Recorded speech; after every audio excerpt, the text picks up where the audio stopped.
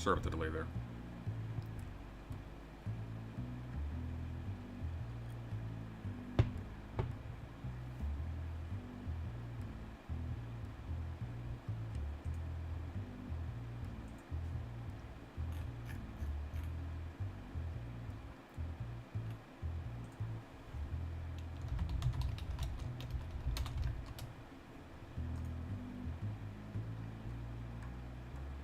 Alright, so I've got a bit of a decision here. We can go over the, so again, we're using as our guide here for these first few research streams into this the Reddit post that was recommended by Destiny, which has a collection of links to accounts of professors who have apparently been squeezed out of their universities or out of institutions otherwise for not towing the progressive line or something thereabouts. We'll have to hone down exactly what that means as we go. To sum up yesterday, we determined that the Brett Weinstein case was not only a case of somebody being forced to resign. He sued the school on grounds that I don't see any substantiation for, judging from what we've seen. And we have the whole 2-hour stream from yesterday to you can refer to that. In addition, what all of the articles covering this neglected was that the issue students had with him, besides the fact that, again, like the later protest in which he was, confronted by students, wasn't about him. The issue students had with him was not that he was opposed to the day of absence, which was optically stupid, by the way. I've said that ad nauseum by this point. The issue they had with him was in his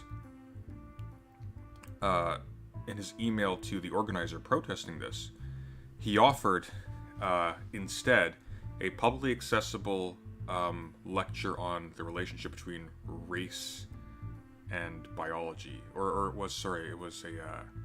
was on race through a scientific evolutionary lens or something like that. And the implication of that juxtaposition, especially unprompted, is really bad. So,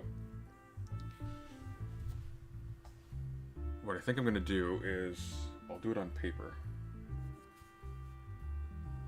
I should actually have a notebook handy. Hang on one moment.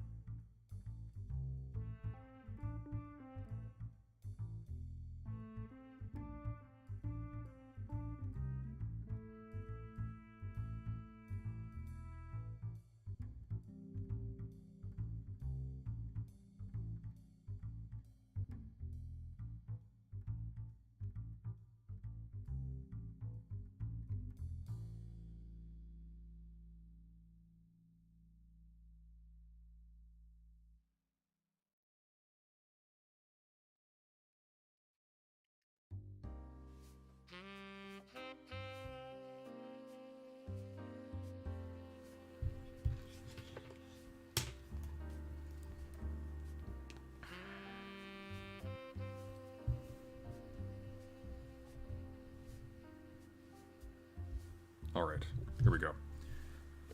Actual notebook. Oh god, this thing goes way back. Okay.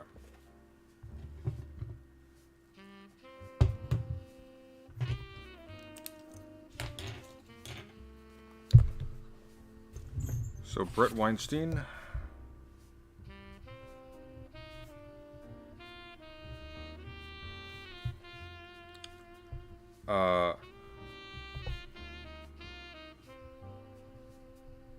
Resigned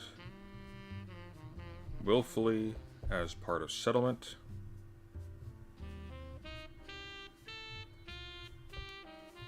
Controversy.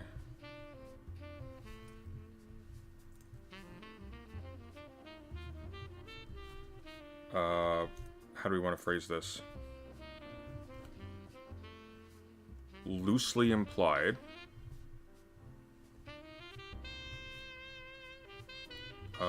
race realist stance, despite later statements to the contrary.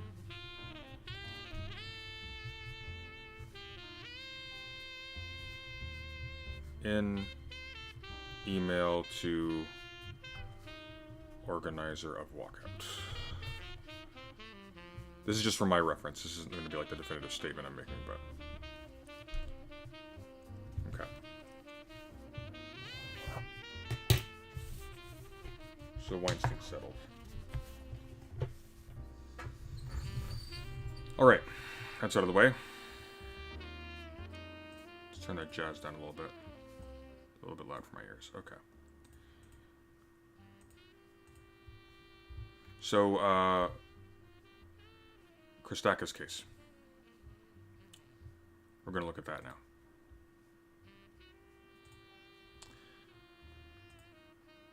So, I've been sent a few things we need to go through quickly. What's the Destiny one? It's just the fire.org article. Okay, so we'll start there. We'll start where they do. Here we are. Oh, this is from 2015. This is way back.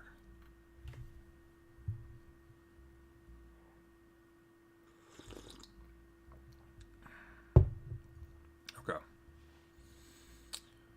So Eric Christakis, Associate Master of Yale University's Silliman College, responded to an email from the school's Intercultural Affairs Council that asked students to be thoughtful about the cultural implications of their Halloween costumes. Christakis, an expert in early childhood education, questioned what she and some Silliman students perceived as an intrusion into the expressive rights of college students that compromised their autonomy.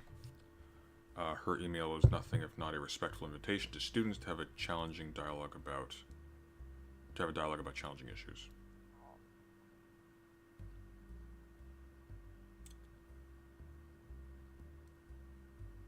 Okay, I want to see the email from the Intercultural Affairs Counselor, which I believe we have here.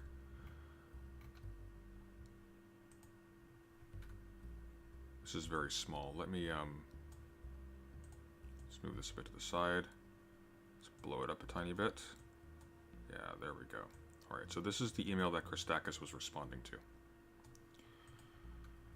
to. Let me know if that's. Oh, is my audio quiet? It says my audio is pretty loud.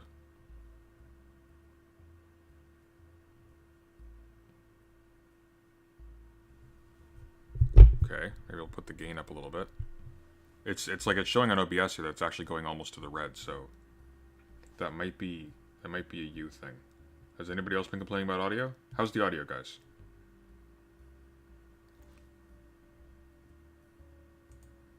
Okay, well, I'll add a gain filter and we'll boost it a little bit, okay?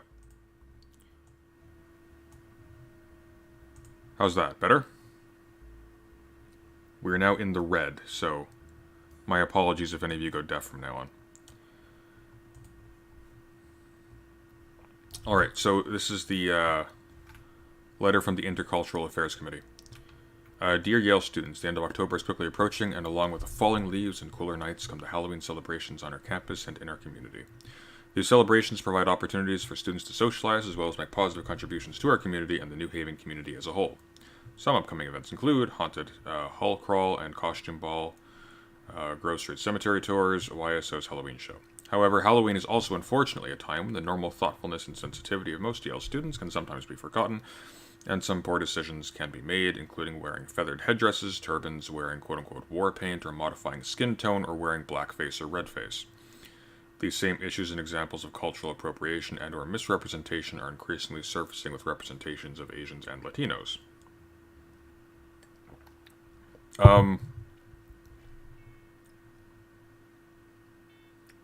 This is fine.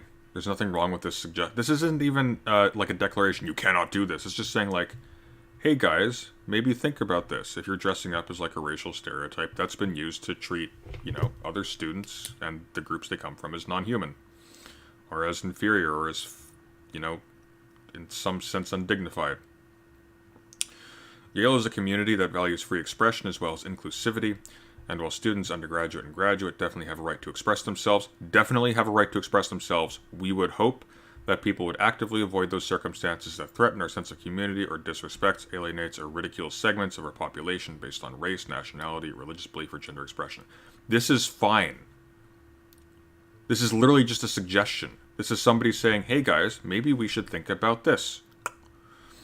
The culturally unaware or insensitive choices made by some members of our community in the past have not just been directed toward a cultural group, but have also impacted religious beliefs. Native American/Indigenous people, socioeconomic strata, Asians, Hispanic, Latino, women, Muslims, etc. In many cases, the student wearing the costume has not intended to offend, but their actions or lack of forethought have sent a far greater message than any apology could after the fact.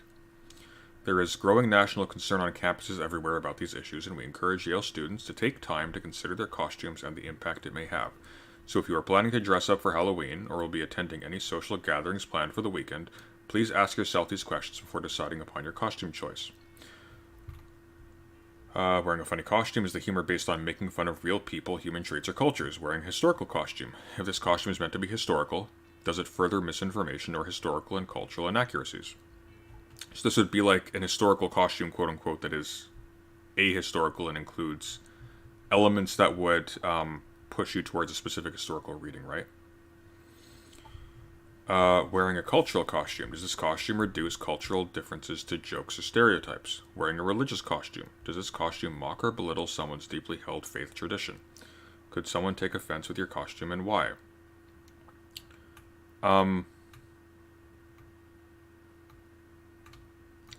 There's nothing wrong with this. This, by the way, would include costumes that make fun of, important European or whatever figures, like wearing a depiction of I don't know, like that piss Christ thing from a while ago, like that would fall afoul of this. This isn't like an edict is the most important thing. This is literally just someone making a suggestion, and these are reasonable suggestions. Okay, and Christakis replies an email.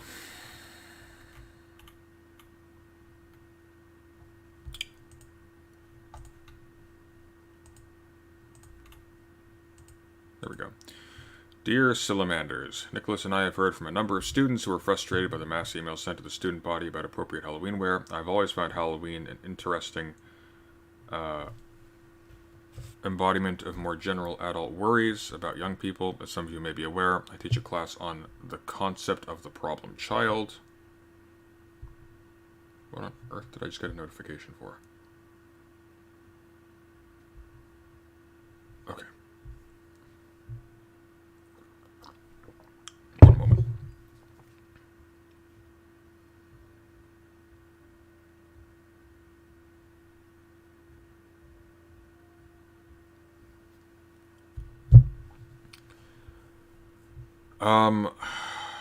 Okay, some of you may be aware, I teach a class on the concept of the problem child, and I was speaking with some of my students yesterday about the ways in which Halloween, traditionally a day of subversion for children and young people, is also an occasion for adults to exert their control. When I was young, adults were freaked out by the specter of Halloween, candy poisoned by lunatics, or spiked with razor blades, despite the absence of a single recorded case of such an event. Now we've grown to fear the sugary candy itself, and this year we seem afraid that college students are unable to decide how to dress themselves on Halloween. I don't wish to trivialize genuine concerns about cultural and personal representation and other challenges to our lived experience in a plural community. I know that many decent people have proposed guidelines on Halloween costumes from a spirit of avoiding hurt and offense. I laud those goals in theory, as most of us do, but in practice I wonder if we should reflect more transparently as a community on the consequences of an institutional, which is to say, bureaucratic and administrative exercise of implied control over college students. It seems to me that we can have this discussion on many levels. We can talk about complex issues of identity, free speech, cultural appropriation. God, this is so meandering, and virtue signaling, but I wanted to share my thoughts with you from a totally different angle. How long is this? Oh, thank God. From a totally different angle. Where was this? Here, from a totally different angle as an educator concerned with the developmental stages of childhood and young adulthood. As a former preschool teacher, for example, it is hard for me to give credence to a claim that there's something objectionably appropriative about a blonde-haired child's wanting to be Mulan for a day. Pretend play is the foundation of most cognitive tasks, and it seems to me that we want to be in the business of encouraging the exercise of imagination, not constraining it. That case wasn't tied to Yale. That was somebody who was being pilloried on some social media platform for this. So she's drawing stuff from outside sources here, which really doesn't impact the statement by the original email.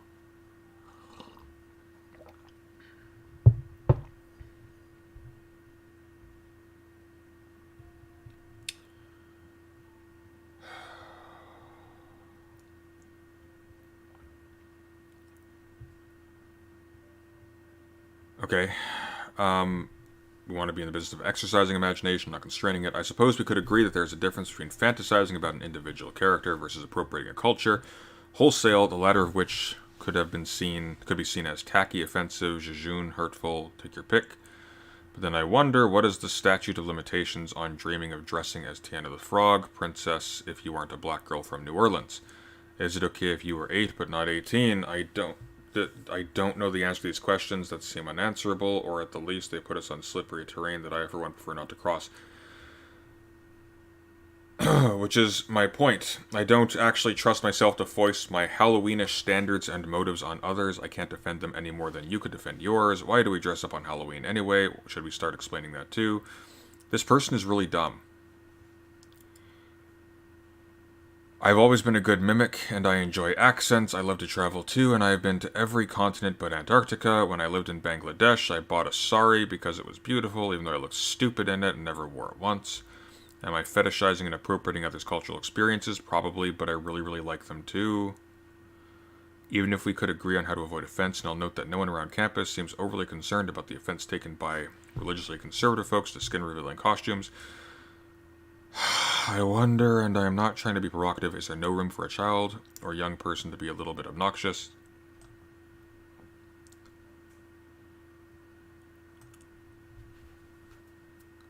Okay. So, she's an idiot, and she's not actually addressing the content of that email at all. The content of the email was not foisting anyone's, what was it? What was the actual language? Foisting their Halloweenish standards and motives on others. That doesn't even make any sense. The email was literally just like, hey guys, when you make Halloween costumes, try to make things that don't make other people feel grossly uncomfortable or offend whole groups of people needlessly. That's all. That's all. This is a completely inoffensive notice. The fact that this person was referencing the Mulan thing means that she was just obsessing over this and is hypersensitive and vigilant about it based on what she's been seeing on social media at the time. So this person is ridiculous. Alright. And so what happened? The response from Yale students shocked the nation. Let me recenter this.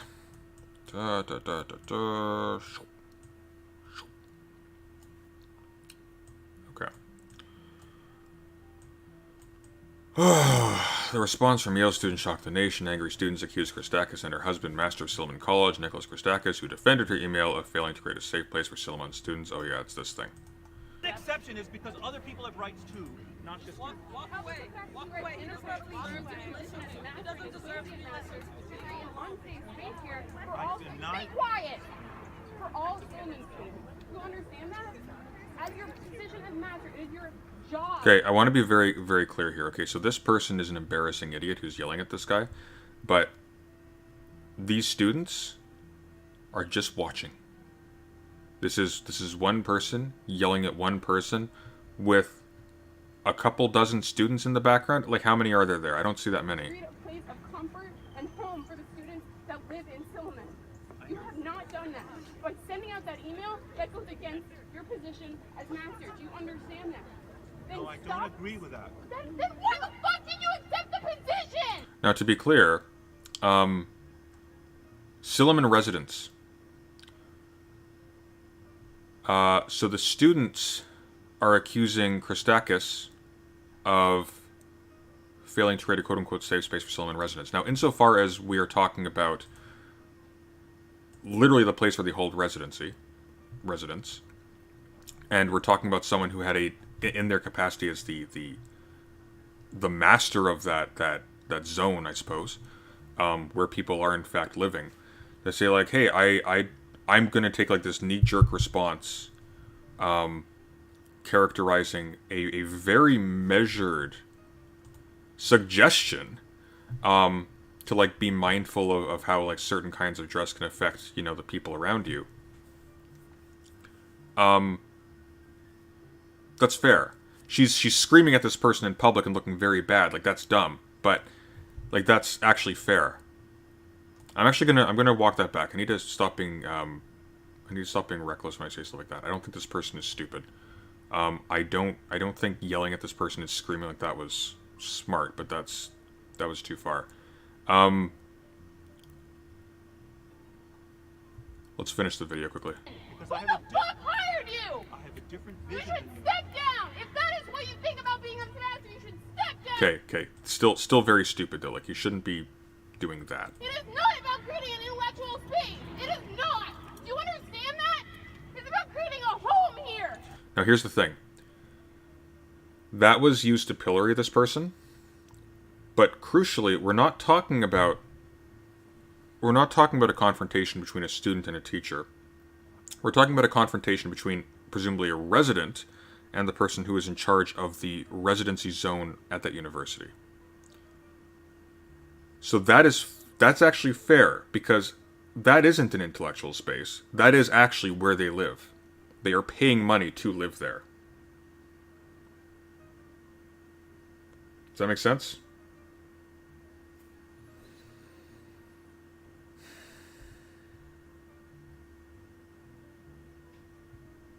And yeah, that's right, Brooks. It's one kid. Philosophy Noob College is not a home. If you're living on residence, and this concerns an email about like literally just soft suggestions about conduct on residence, it absolutely is your home. That's where they live. No, the classroom's not their home, but if they live on campus, like the campus is not just classrooms, right? Not just in charge of it, the master together with the students are supposed to provide informal counseling, represent the community. Yeah, so that's reasonable. People have this idea that this works like public school, where people go home, they come in, they go to class, and when they refer to this place in any more serious in a more like serious sense than that, they're being sort of, you know, presumptuous and escapist. But that's not the case. A university by itself, I mean, there are multiple definitions of it, but among other things, it's a community of people who do research together into something, right? That's the university part. All of the buildings and the living spaces and the eateries and stuff like that, that's not the university. That's a campus that facilitates the university, but people do live in there and have jobs there. There are people who do all the same work that somebody living in an inner city would do, just on a university campus, because fundamentally it is a small city. Like, universities can be huge. There can be like extensive apartment complexes, and that's all you see for blocks and blocks. These are massive institutions. And yeah, like look, see these buildings in the background with the shuttered windows? Those are likely not classrooms. Those are likely either office buildings or apartments. On-campus housing is common with almost all universities. It's a massive inconvenience to have to transport yourself to and from school. The university system is, like, generally, university curriculums are built around a timeline where you are expected to have, like, minimal inconvenience getting from home to class and back.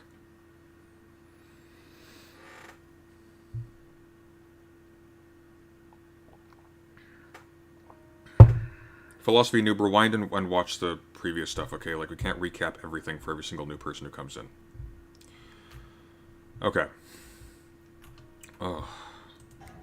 You are not doing that. You're supposed to be our advocate. He's literally supposed to be their advocate, though. Like, they're screaming it in a way that's embarrassing, but they're right. He's their advocate. His job is literally to facilitate their living space. He's supposed to make them comfortable and safe, and to provide, like, to make like the process of holding and maintaining and acquiring residency sort of, legible to students. That's his job. He's defending an email by his wife, which is making a political statement, countering what was, again, an extremely measured suggestion. There was no rule put in place.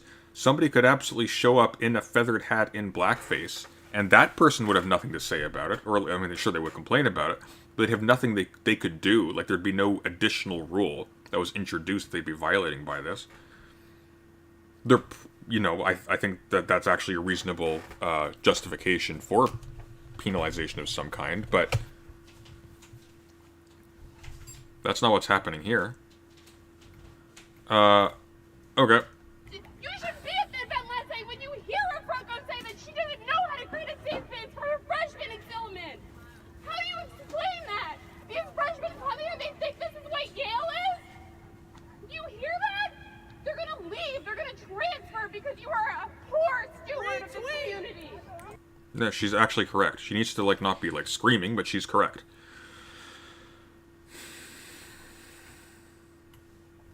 There was a weird common refrain of students screaming in the last couple of ones, and I think that's been really instrumental in how these have been twisted. Because people who sort of reflexively have contempt for people who do that, which I need to work on because I do too, people who have an issue with that are going to see this and they're not going to give it due attention. Because they're going to they're being stupid. Move along. This is embarrassing. Oh man, they got fired for this? Look at these awful people. Okay, the president of Yale University and dean of Yale College did send a short email to Yale Silliman College community that affirmed Yale's support for the Christakises. So these are tenured professors who had the support of the university. But no full-throated defense of free speech was forthcoming. Their free speech wasn't under attack. It was not under attack at all. There was nothing. This was not a free speech issue. Even the initial email said nothing about, we should disallow these. It literally just said, hey guys, try to be mindful of this.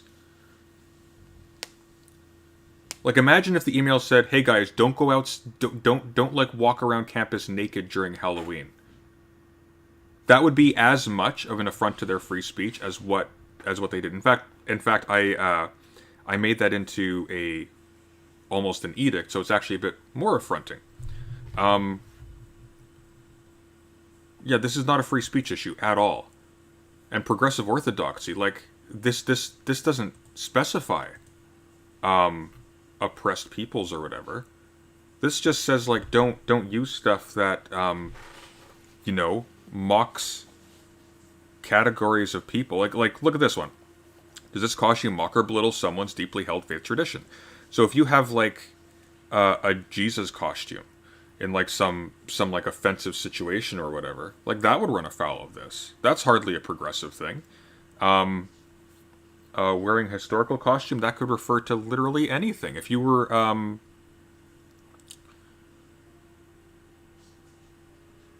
that could be like the Pope, same deal. Wearing a funny costume is the humor based on making fun of real people, human traits, or cultures. If you were dressing up as the black stereotype in cartoons with the giant lips and the pitch black skin and the giant eyes and the giant round head, that would be a thing. That's reasonable. Or if you did a Jewish caricature. The British don't count, they deserve it, but you get the point. Worth reading that short email from the president and dean to see how explicitly the university supported the Christakas, very far from showing them out. Okay, let's take a look.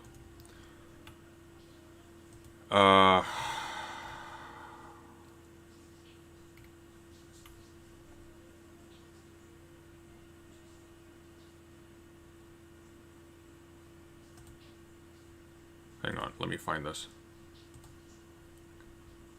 Sorry, so, who is the president? Okay, well, look at this. Yeah, it is this one. Okay, so I already had that up.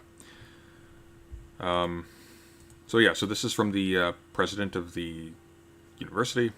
Dear members of the Silliman community, we want to thank all of you who have been and continue to be in discussion about how Silliman College can move forward with a sense of shared values as a community in which every person is respected and included. We thank all of you who join us in working towards this essential goal. Both the Christakises remain committed to serving the college, and we fully support them in these efforts. They are exceptional teachers and scholars with a long-standing and deep dedication to undergraduates. We have met with Master Christakis, and we reaffirm our desire to have him lead Silliman College, making it a stimulating and inclusive place. We join him in his call for a spirit of generosity and a willingness to assume the best in others, even as we work to understand, honor, and discuss our differences. Yeah, so we have a tenured professor with the full support of the dean, president, both the dean and the president. Oh, I see. So he's the president of Yale University and the dean of Yale College. That's one person. So he has the support of the president / dean, and he himself is tenured and protected. And this is now becoming a free speech issue because he is objecting to a mild suggestion that people be mindful of the fact that costumes can offend people under certain circumstances with no force attached to it.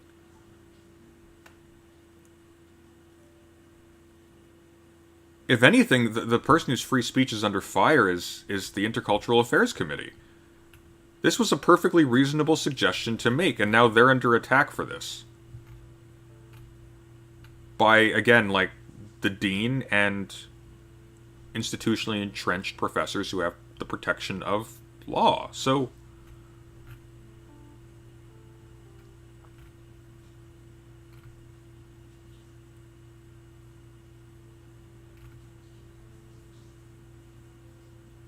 oh, that's interesting.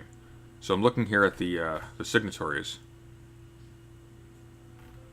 And it says, Bergwell Howard, Yale Dean of the College Office of Student Life. So is that... So is the Dean of the College different from the President? It must be. Yeah, look, see? Center for Jewish Life signed on to it. University Chaplain's Office signed on to it. Native American Cultural Center. Yale Athletics, Asian American Cultural Center.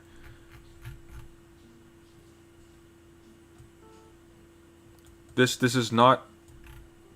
Nobody is in trouble for not towing the progressive line. They politicized a very reasonable comment in order to bully somebody for making that suggestion. And then they had the full support of the university.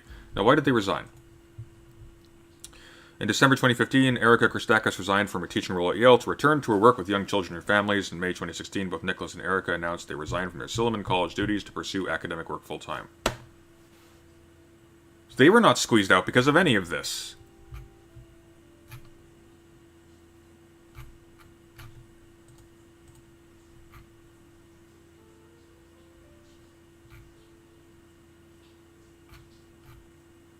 Like, what, you yelled at a bunch of students outside because you made an announcement in your capacity, using your official email, by the way, as somebody who's in charge of maintaining the space as literally, like the home of these students. You responded to an email saying, like, hey, guys, you should just like, try to maintain, like, basic standards so that you're not, like, making people who live here and work here deeply uncomfortable or insulting them, etc., etc. No, you don't have to, of course, but, like, you know, try to be mindful if you would. That'd be nice. Responding to that is like, what? This is embarrassing.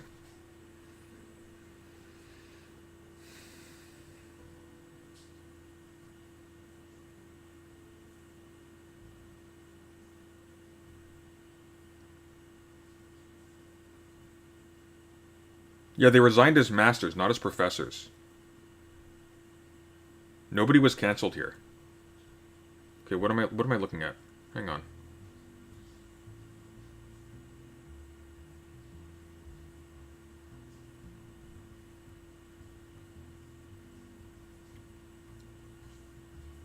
He was not against that suggestion. You're wrong. He partially sympathized. What are you talking about? What are you talking? I literally just read the emails. Quote unquote, I don't wish to trivialize genuine concerns about cultural and personal representation and other challenges. Okay, you're idiot. Look. Yeah, when somebody comes under fire for something that's practically indefensible, because he will have also read the email himself, they're going to use weasel words like that. It's like when Brett Weinstein was like, look, no, there's systemic stuff. But then the context, of course, is he was saying like, hey, don't do your day of absence. Instead, how about this? I'll give you a public lecture on race and evolutionary science. Oh, by the way, racism evolves and goes all the way back to the dawn of time, because he was literally bullshitting that other thing about the systemic stuff. Or, more accurately, he thinks the systemic stuff is organically emergent from actual racial differences.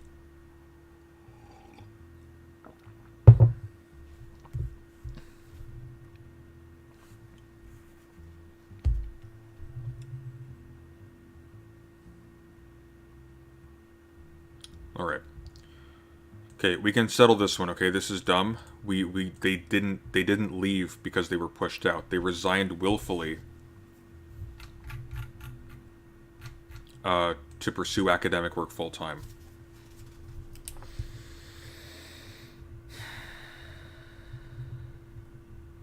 Christakis.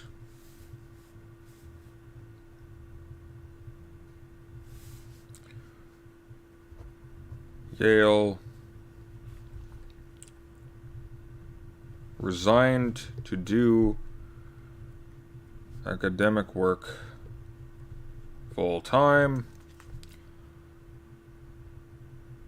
Controversy.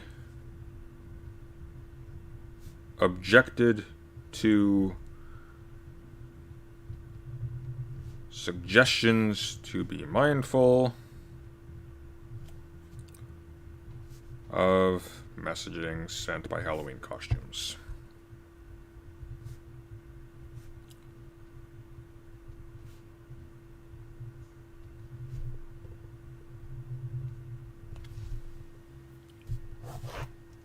No progressive orthodoxy there, because again, there's nothing distinctly progressive about any of these recommendations. Nothing at all. Nothing.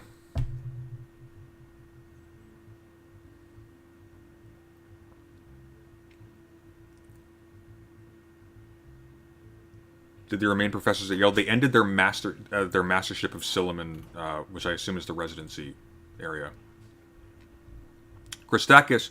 Okay, so here's what happened. Okay, they didn't leave Yale. They resigned from their teaching roles and their roles as masters of the Silliman College residency, I suppose, to pursue academic work full time. Okay, academic work is very time consuming. Teaching obligations are also very time consuming. It is very difficult to do both. This is why teachers take sabbaticals. Yeah, the college defended him. The college defended them. Their jobs were not at risk. We have a couple kids yelling at them. That's the progressive orthodoxy squeezing out professors and silencing their freedom of speech. Is a couple of independent students with no protections getting angry.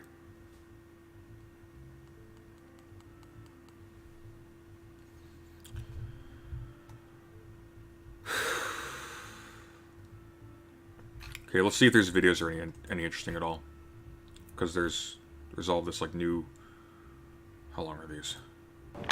Not long. Good.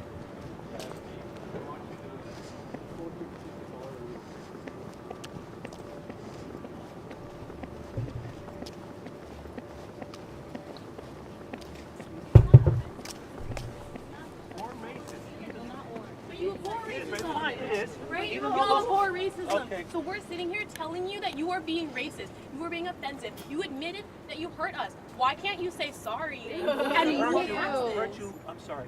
By saying that these white didn't have the right to dress up as us, that's how you're hurting us. No, It's one not at a that time, you're- please. Would you one at a time? It's very easy for any trivial world of mine to be misinterpreted. So I'm one at a time. I'm happy to speak to you as much as well. I can't speak to you as much as well because I have other students that need time as well.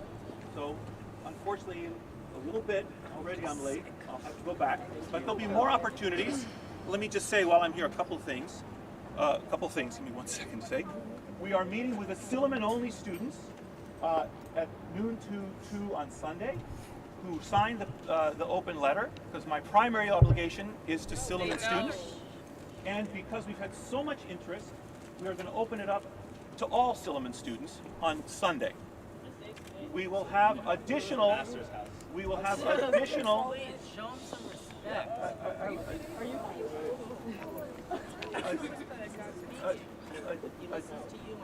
Nobody Who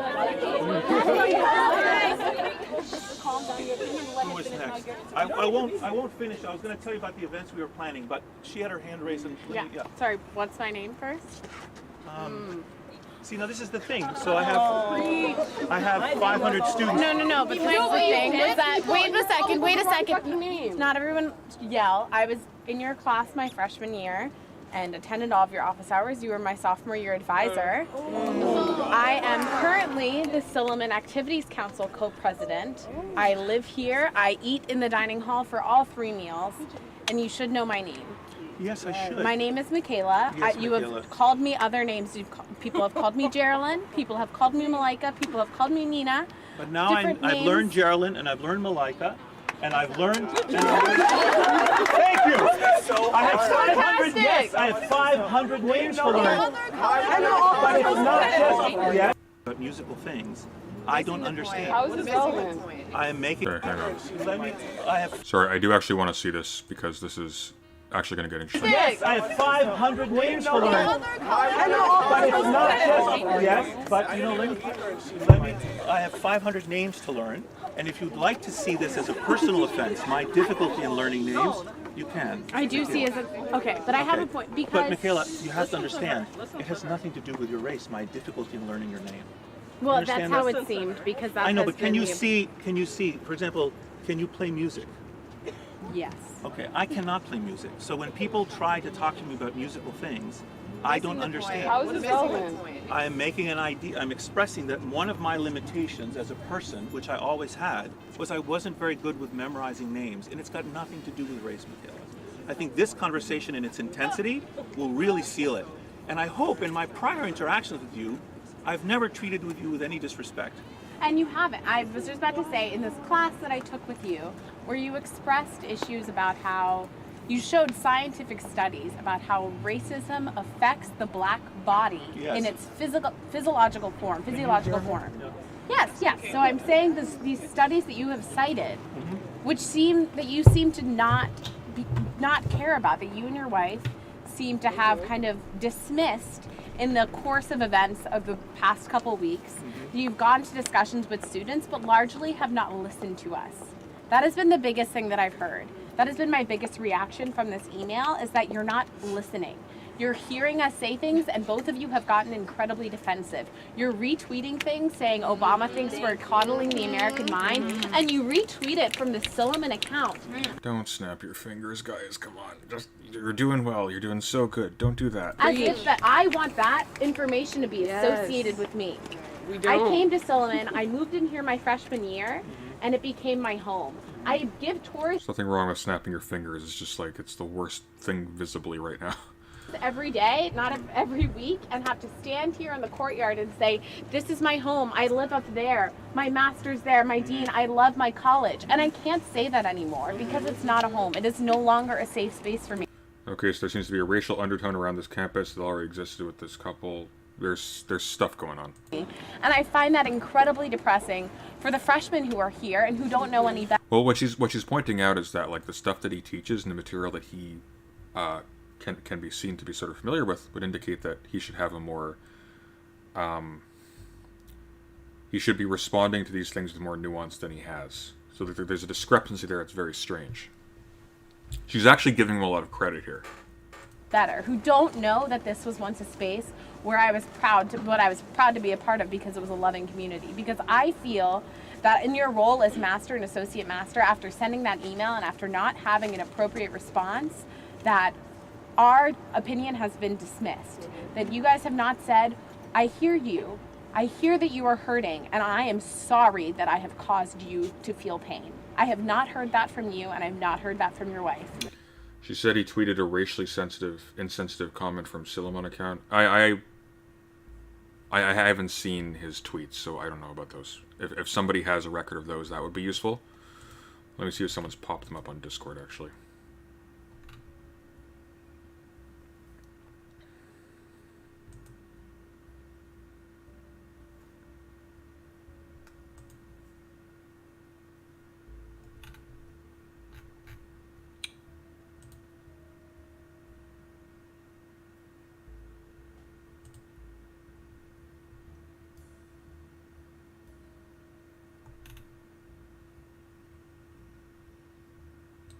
What is this?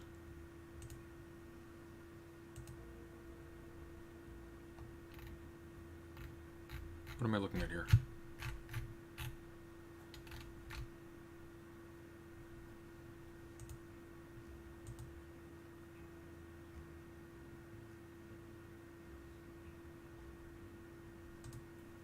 Hey, Brooks, what is this first picture you sent me? I don't know what I'm looking at here.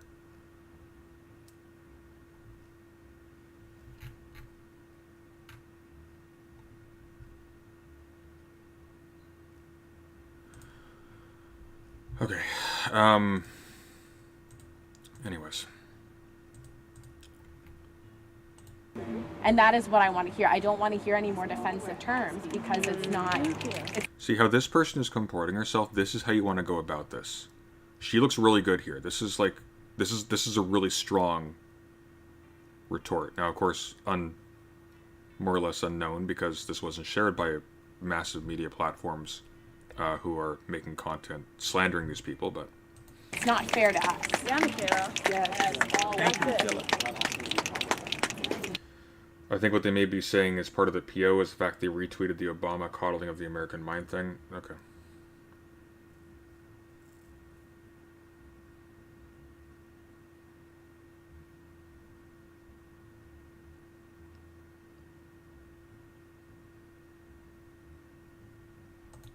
I'll just say that it's interesting to me that even though we had all that time together and you took the class with me, you still didn't form. I'm speaking.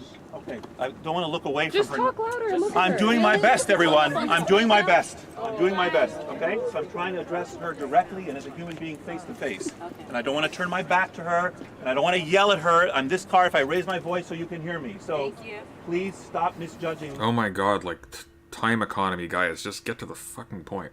Anything I do, okay? Just give me a little bit. I'm talking to her now, right? So as I was telling you, I'll speak up a little, so I won't yell. He turns back and starts. So as I was telling you, in a low, whispery voice. Is that fair? That's fair. All right. Okay. All right. So what I wanted to tell you, Michaela, is that you have spent time with me. You've been in class with me. You had all those experiences that you described. And what's amazing to me is, despite all of that, you weren't able to form an opinion of me as a human being and what my beliefs are. And So. Of you have gotten So if you didn't catch it, the reason why it's very strange that he doesn't remember her name is because this is an extremely accomplished student who has a staff role by the sounds of it, and he was her supervisor. That's a big deal. You have a very personal relationship with your supervisor. He's coming off as extraordinarily condescending and pompous, and if I can say that, you can take that to the bank. able to form an opinion of me as a human being and what my beliefs are, and to see the extent to which they're in agreement with your beliefs. That you seem to think that somehow I don't agree with the content of your beliefs. And that's not what's happening from my perspective. From my perspective. I don't see you as Can agreeing. I say something? Can I just interject really quickly? The moral of Michaela's comment just now, the moral of the story is that she wants an apology, yet you respond not with an apology. That's my question. I'm just saying, are you gonna can I finish? Are you going to address the heart of her comment? That's all I want. Are you gonna give an apology? Are you gonna say that you're hearing us? Are you gonna then go to the lengths that she wants you to go to, which to me don't seem very far, but still seem, we're not making a judgment on Master Christakis is inherently we just want an acknowledgement of hurt, and we have yet to get that, which Michaela just said in different words.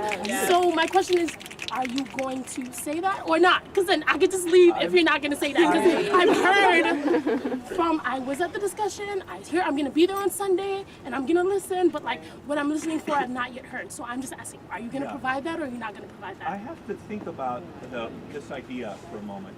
So The idea of apologizing. Yes, because let me ask you this. If I ask you to apologize right now for delaying me from all my other obligations to other students. Okay, my question is, okay, let's say I was I'm just saying, 3 hours on cross-campus. I'm just saying, the fact that you ask for an apology doesn't mean that the other person, you know, instantly has to say yes. Okay, so then, okay. The person has to think about what it is that you're asking for. Okay, so then my question is, what is the, Tell me what it is. my question, if I'm in the courtyard playing games, right, and I'm kicking around a soccer ball, you happen to be walking in the path, I kick the soccer ball, I break your nose, right? Isn't it, you are experiencing pain right now, physical pain. Yes. It is I need to apologize because I have caused you pain. That doesn't matter if That's I a feel good like argument. I need you. That's a Okay, good argument. so okay. So that's the thing. My larger question then to your question is what is the role of an apology, right? An apology is an order when someone has been hurt, whether you inflicted that pain accidentally or on purpose, right? So like I think that we're not debating like whether it shouldn't be a question as to whether you owe us an apology. I mean, even if you were. These students are being like very civil. Like they're being annoying, the ones in the background that are like jumping up and like exclaiming constantly, which kind of defeats the purpose of the snapping. But they're being really reasonable. They're just talking to him. Even if you were like a stellar human being, right? You like did everything right, but then one day you fucked up. That one time fucking up is enough to apologize to the person that you hurt. We're not making a larger judgment about who you are and your character and what you believe in and what beliefs you hold. You can hold a belief and then still go back on that belief. All right, that doesn't mean that like you less hold that belief. You see what I'm saying? So like, it's not, okay, perfect. So then that means you owe us an apology because you hurt us, regardless of whether you hold similar views or whether you intended to or whether like, I didn't mean it or like whether I'm sorry, I misspoke. In his position as like caretaker of the residents of these people, like, even if like he was going to argue in addition to that his point was misunderstood, apologizing for the effect of that is perfectly appropriate. He's not just like some random professor these guys pursued. He used his public status as as the caretaker of this I'm using zone for lack of a more particular term because I'm not entirely sure how this is broken up. But this person is literally in charge of their living space, and these email objections were sent officially.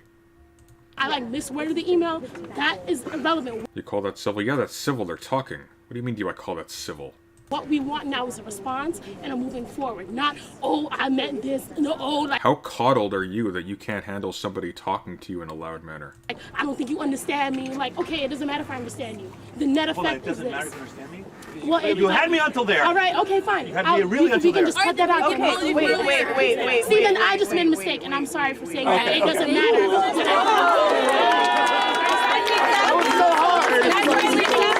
And like, that's all we're asking here from like, First of all, what's your name?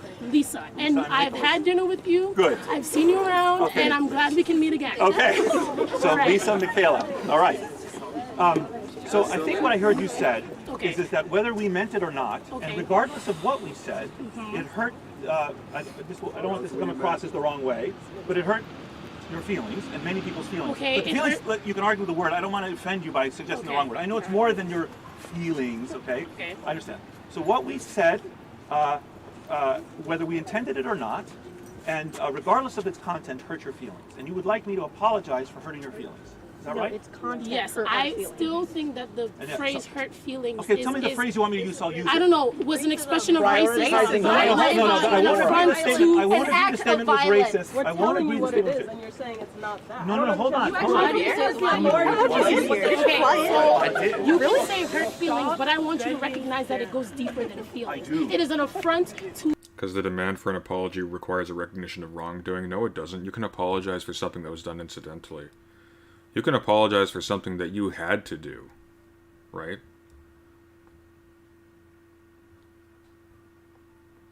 What they're asking for, it seems to me, is like some signal that he doesn't regard their complaints as negligible. A group of people. I recognize that. Okay, great. So then that's what I want you to say. So If you understand it, then you can put it in your own words, and then I'll Okay, so you want me to say, I apologize that I hurt your feelings. I'm looking at her and I'm listening very carefully. And it goes, and deeper than that. I know it's deeper than that. So then apologize! I want to make sure. I don't understand, like, what is the issue? Can I say, I'm sorry, you're going to say that you have conflicting principles, right? You believe in the Let me finish this, please. I'm sorry to bring up like this. Yeah. So, the issue we're running into... What is this lady doing here in the front? Look at the Sorry to bring up like this, consequences but like... of the one principle that you have held. Literally, okay, can I ask you, what is so hard for you to say those words? What is holding you back from that? Like, I don't understand. Do you need to know what you're apologizing for? Is that what your inherent discomfort with saying these words is? Is it that you're losing face? Is that you're losing ground? Is it that, like, your authority is less than... So then I don't understand why... What would you do in this case? Like, what's right if someone demands you admit you are racist? Well, he's not really required to demand that he admits that he's not being demanded to admit that he's racist. But he's weaseling out of any kind of responsibility whatsoever when that actually is his position. More to the point, like, do you notice how, like, everyone's keeping their distance and giving him, like, a tremendous amount of space? Like, he's not... Okay, well, let's see. Maybe it changes in the next couple of ones. We're still standing here and having this one-on-one conversation right now. I'm not sure what happened to cause it to break down like that, but, like, 90% of the issue here is the people objecting to what some of these professors and some of these... various, like, university office holders are doing. They're being really annoying and embarrassing, but that's about it. They're not wrong. So then what's the problem? Let me know the problem. First of all, I would like to apologize for hurting your feelings, genuinely. Okay. And you allowed me to use that expression without it being seen as trivializing your experience. Okay. Okay? So I mean that. And I also, having apologized for hurting your feelings, in addition, I will acknowledge that that comes from a very deep and legitimate source of complaint. Acknowledge that that comes from a very deep and legitimate source of complaint. I understand it. Okay? I understand, to the extent that I can, some of the struggles that many of you have had. Do you though? Okay, let him finish. I said to the extent that I can, so you can, to the extent that I can. I said, all right, so if I cannot, if I cannot, then I'll tell you. Let us define our If own I cannot, experiences. Let us tell you if you're being racist. okay, no. Hold Actually, on, one that second. is actually how it works. One second. Let me say something else. Do these students count as academia? That's an excellent question. See, here's the thing, right? At the end of the day, this is supposed to be evidence of progressive orthodoxy squeezing out professors. These people were defended by the university. Their jobs are never in any danger. We're not talking about their capacity as teachers here. We're talking about a response to a private email sent in their public capacity as... well, actually, no. Were they private? Hang on. Very quickly. Who's this addressed to? Dear Salamanders... This is to the university as a whole, I think, or to the people in Silliman College. It's not addressed specifically to some private email of the Intercultural Affairs Committee. And they left to do full-time academic work of their own volition. There's nothing here. This is... There's nothing here.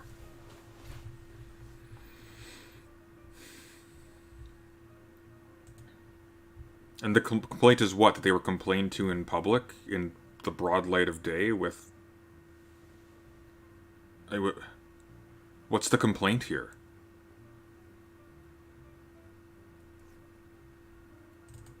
So I have a vision of us as people, as human beings. Yes, we are wondering. I have a dream. That actually privileges our common humanity. Oh my god. It's actually doing it. That is interested not in what is different among us, but what is the same. God, this man is so embarrassing. Oh my god. The letter went to the residents. Thank you, Brooks. Salamanders is colloquial for residents there. That makes sense. This guy's embarrassing. Okay? And so we all have the capacity, I believe. Okay, so Let me you're saying- finish one sentence. I believe, even though I have a different life experience than you, even though I have a different skin color and gender than you, I believe there are parts of your experience that I can understand as a human being. That's not what this is about. Hold on, one idea at a time. One idea at a time. If you want to just look for reasons to either to think ill of me, you are free to do so. But if you'd like to, I understand you think ill of me. But if you want to hear what I have to say, and you want to actually, act in a way that is like people who are interested in a conversation, then let me at least address as a human being one thing at a time. Don't act like a mob that's trying to get me to say different things. Like I was just saying, I have a vision of ourselves that unites our common humanity. Okay? So I believe, even though I'm not like you in the sense of my superficial appearance, that I can sit down and talk to you and understand your predicament. That I can listen to you. If that's not true, if you deny that, then what is the reason that you ask to be heard by me or anyone else? Because we're dying. Right now. Look at me. Yes. Look at me. Yes. Do you understand? You and I are not the same person. We're humans. Great. Glad we understand that. But your experiences will never connect to mine. Empathy is not necessary for you to understand that you're wrong. Okay? Even if you don't feel what I feel ever, even if nobody's ever been racist to you, because they can't be racist to you, that doesn't mean that you can just act like you're not. Hey, Robbie, thank you. And if you were to sit down with each of us, as you just suggested that you could, to understand our experiences. I know you are. If you were to sit down with each of us, everyone here and many more students, to discuss our experiences so that you could better understand them, you would find that the message that you sent proclaiming that cultural appropriation on Halloween is totally permissible is hurtful. You would understand that, and I think that you can look at the effect that those actions had on these students and many other Okay, the macho routine here is not optically good, and people need to not do this. But again, they're being reasonable. students on this campus, and you can objectively say that effect is much worse than the effect of the email that was sent out by the Intercultural Affairs Council or whoever sent that out, saying that students shouldn't. So I mean, maybe people here are looking for you to just say sorry and not a more thorough. I don't want to version. ignore her, by the way. So now the other guys are taking over. I want to come back to you. You don't need to maintain the power in this situation. Right. Okay. And So I still haven't heard an apology. Really quickly, like super quickly. Yes. Yes, Darryl. I understand. And Are you in Silliman? Are you in Silliman? Are you in Silliman? And I'm not going to come hurt this man. I'm perfectly fine. I'm a sociology major. I'm probably going to take a class with him. I look forward to it. I look forward to it. No, I need you to not hug me right now. I need you to understand. I'm still. I was very close, and I was shaking your hand, but I need you to understand. All right. The situation right now does not require you to smile. All Okay. right. Well, but listen, you're surveilling, like I said at the beginning. I could misstep in any way. I could look.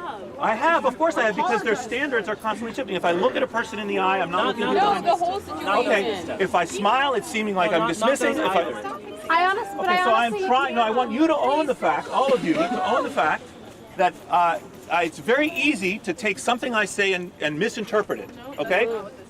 That's part of it. So I'm trying very hard to talk to you, to show you the kind of person that I am, and to engage you one time. I have not forgot the apology. Where did you go? Well, I'm now. Other people are talking to me. Yes. Hi, I'm Michelle. I'm Nicholas Michelle. I'm the senior in Silliman. Yes. I think like the conversation that you're going to have on Sunday is great, and I think that that's the sort of discussion that you're talking about in the school meeting.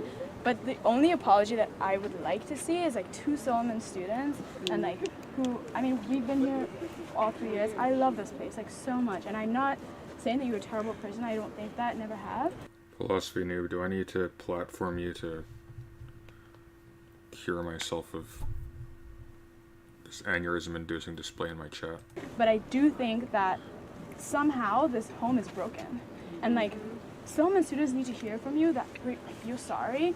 That I am sorry that I hurt your feelings. And again, using the word hurt your feelings without trivializing it, okay? So unless someone gives me a different word so that... Why do you care so much? I'm apologizing again. She says to me... I don't want to use the word pain. No, pain. I'm sorry I caused you pain. Yes, I'm willing to say that too. Yes, thank What you you. did was create space for violence to happen. That I disagree with. That I disagree. I disagree. It's not a debate. It's That I not disagree with. a I'm sorry. debate. Christakis. One second. I'm going to talk to her first. I'm going to finish her. 1 second. Yes. you didn't even let her finish her statement. Should I finish talking to you or should I? Yeah, I mean, it's fine. So I'm All sorry. I'm saying, and if you're willing to apologize, that's me. Yes. I just think like an email to the rest of the community is necessary, especially Silliman. No, I don't do Discord or ban moments. And especially with Geraldine, who called Jency and then told her, like, I'm so sorry, like, I'm already enough trouble as it is, was wrong. And she felt hurt, and you shouldn't just say, like, I didn't mean to disrespect you, just say, I'm sorry. And, like, because her feelings were Okay, hurt. I understand that, but you have to understand that my calling Geraldine Jency is a mistake I make with all people, regardless of their race. Yes, and I apologize. I'm sorry, I said to her. You should know me by I said, now. You don't even know who I am. Jency, I agree. This is my home, and you came in here. You adapt to me. Do you understand that? Yes, Oh God, don't do that. Don't do that, guys. Take care of me, and you haven't been doing that, and I've kept quiet. I'm your head aide, and you don't even know who I am. You never tried to know who I am. Your wife. And you came in here. You adapt to me. Do you understand? God, I'm so looking forward to the Boghossian stuff after this. It's gonna be... Oh, kill me. That? Yes, You take care of me, and you haven't been doing that, and I've kept quiet. I'm your head aide, and you don't even know who I am. You never tried to know who I am. Your wife came in here this morning. She's never invited me anywhere, and she invited me today because she knew that she was in trouble. You need to understand your community, and you cannot come in here and change things. This has been our home. Do you understand that? Jency, I hear what you're saying, and I hear that our arrival is a change from before. And I also understand, Jency, that we hurt you, we caused you pain. I understand that. I actually don't mind the snapping either. It's better than clapping, right? But like the, just because the sound's annoying and it drowns out more noise. But at the same time, like, that codes you as like an SJW hippie to the kinds of people who are going to be like reacting in favor of Christakis here. So optically, it's a strategic, it's a bad strategic move. I apologize for my difficulty with learning 500 names. It's got nothing to do with ethnicity. First point. So he apologizes, quote, for their feelings, but it seems that none of them are engaging with the actual content of the email. I have just done that here. Rewind and shut up, please. I'm finding you wearisome. Second. I never said that. Okay, second. You, even though you, Jency, with whom I've interacted before, and with whom I thought I had a decent interaction, although I've tried, I have 500 students to get to know, not just the people here. I have a lot of responsibilities to everybody, not just the people here. So I'm doing my best in the 2 months that I've been in the position. And Geraldine, I was... Exactly, it's the audio version of blue hair and pronouns. There's nothing wrong with either of them. And, like, don't make concessions on those ones, but... In fact, I wouldn't even make them here. It's just, it's more just a frustration, I think, because I know how that's read, and I know what that does. Like, am I going to tell anyone to not snap? No, I'm going to groan and go, like, don't do that, guys, that kind of thing. But that's not like a prescription. It would be something else anyways. Like, at the end of the day, the objection, or the thing that's going to be found objectionable is just the fact that guy in nice dress clothes, students, and everybody hates college students. Treating you like an adult when I said, you know, I'm in enough trouble already. Inappropriate. Perhaps, yes. It was Definitely. clearly, I apologize, that was inappropriate. But I made that remark in the same sense that I'm saying to you, if you can imagine what it's like to start a position and step in it the way I have in the last 2 months, you would see. However, She knows all of our fucking names. however, Same here. other masters have different skills than me. We are your priorities, though. Yes. You chose this But, job. yes, that's true, but for example, I have no musical ability and I'm bad. You're irrelevant. You understand the concept of gaslighting? Because that is what you are doing. You strip people of their humanity. It is not the same as not playing an instrument. No, I'm making an analogy. It's wrong. It's an analogy between... It's wrong. You expect us to stand here and listen to your experience of becoming a master, and you can't even listen to anyone telling you that you have caused them pain. You expect us to listen How am I not to... listening to you? Are you just interrupting? Okay. Lisa left because she was bawling because you couldn't say sorry. Imani is standing here in front of you. Do you even I've know who she apologized is? for causing pain. I was looking for the right words. You have created space for violence. I disagree with that. I disagree with that. You don't get a joy here. I disagree that I've fostered violence. I disagree with that statement. Can I just really quickly? Yes. What is your You name? don't need to bend down. I'm not bending. What's your name? I don't want to. I do not want to shake your hand. I do not want. I do not respect you. I don't hear that. I'm looking at the smirk in your face, and I'm disgusted. Okay. I am sick. And I'm sick watching them argue with you. After we've been standing outside literally for at least 5 to 6 hours between you and Holloway, between last night to now, we've been arguing with people who are not willing to be listened to for a long time, and all I see from you... No offense, but what do these videos prove, not prove? They prove that we've gone through them, Max. The point here is thoroughness. ...is arrogance and ego. I am sick looking at you. I am disgusted watching Lex argue with you. You were not listening. You were disgusting. This could have been diffused in 5 seconds. Hey guys, I have a thing, but I acknowledge that a lot of you read this in a very offensive way. It was not intended, but I can go through that later, and it still had that same effect. We'll be having a talk here to address this more thoroughly, so we can work together to address, to remedy the situation going forward, and to not have a repeat. Like, that's easy enough. They've all been extraordinarily... They're just talking to him. They're just talking to him. And he's putting on a performance, he's smirking, he's like bending over to talk to people. Like, it's weird. I don't think you understand that. Like, do you like reflexively bend over to talk to someone when you're both standing? That's strange. And before I was not angry, per se. I was disappointed maybe. I thought maybe there was room for an apology. You've clearly told us that you do not plan to offer an apology for your words. You left the meeting last night to go home and then tweet, do not... He disagrees that he fosters violence. Can or will they say, here lies the problem.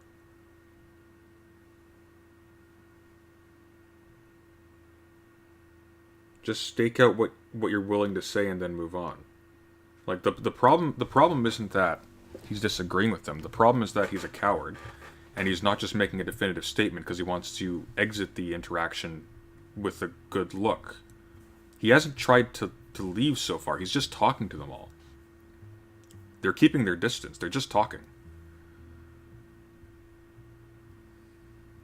Not interrupt me. To tweet from your Twitter and then the Silliman's Twitter, you showed no remorse. You tried to let your wife leave that conversation without having answered for herself. That is disgusting. That is sick. And now, I wasn't angry before.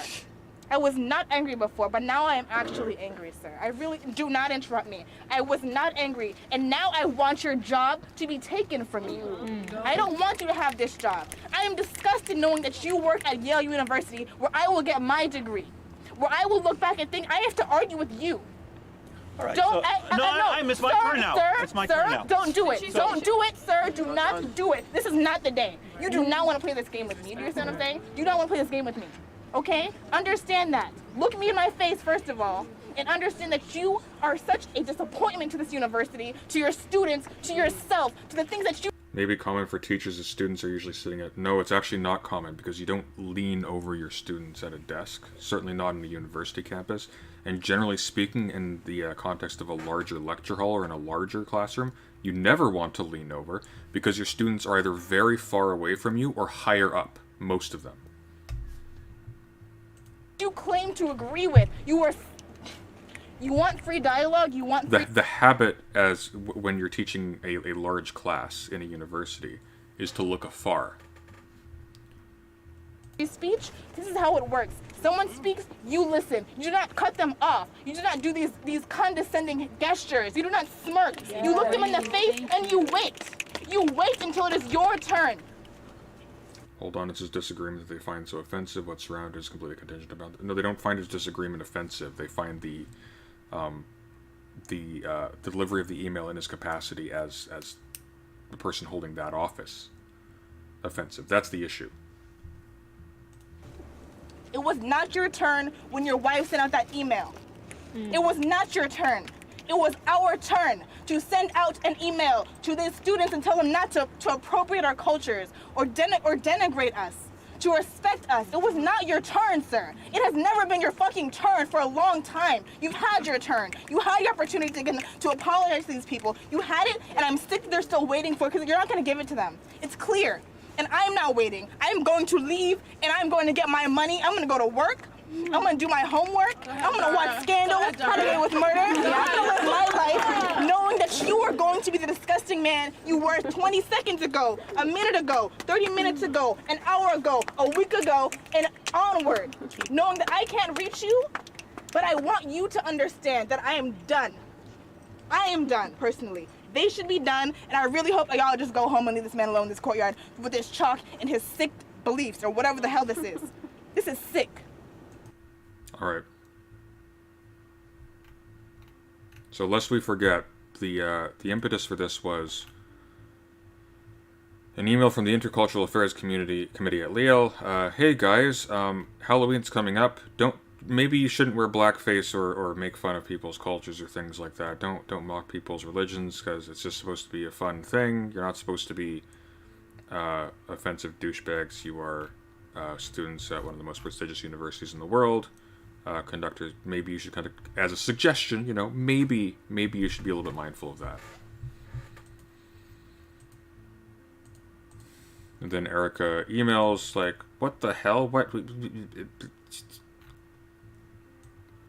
I thought this is supposed to be America, where we can, like, it's stupid. Like, this is dumb.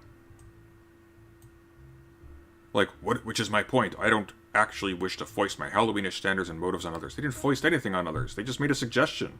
They just spoke. This isn't a free speech issue on this end, because, again, Erica is reacting against a very modestly worded suggestion that has no force behind it.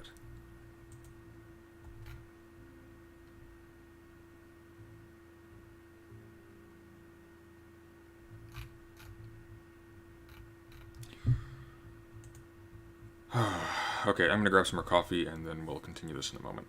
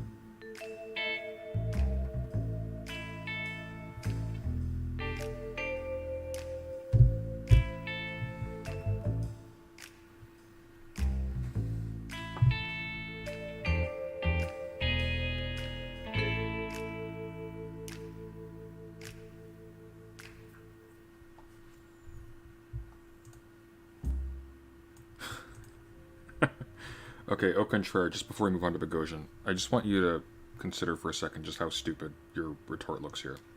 Quote, in her view, students would be better served if colleges showed more faith in their capacity to work things out themselves, which would help them to develop cognitive skills. This is a person who is speaking in her capacity, and in his capacity, he's the one who addressed the students outside as the master of their residence space, objecting to precisely that working out. People making recommendations on, ideas about how you should conduct yourself ethically in like a certain visual sense in a multicultural, multi-ethnic, multi-religious, etc. University space. That's stupid. The retort is just stupid. These are not related to each other. We're not talking about working out academic issues. We're literally talking about conduct in a social space outside of the classroom. Okay, Boghossian, it begins. Obviously, we're an hour and a half in, so we're not going to go super far into this, but we're going to start. So, I guess the first thing is, let's get rid of all of this extraneous stuff, because we are done with the Christakis case. And we're moving on to Boghossian. So to start with, I suppose, let's go back to the Reddit.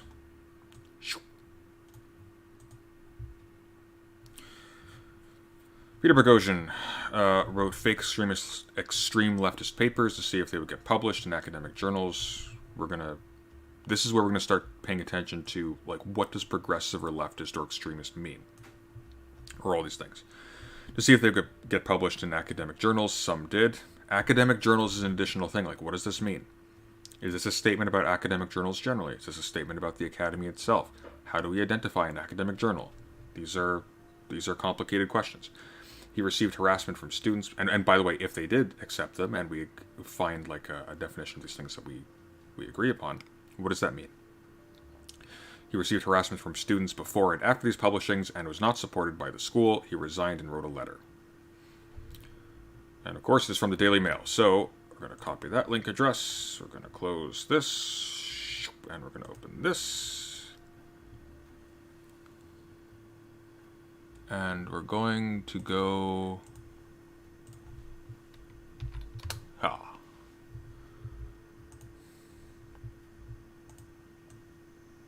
Oh, that's the wrong thing. I don't want to move my background.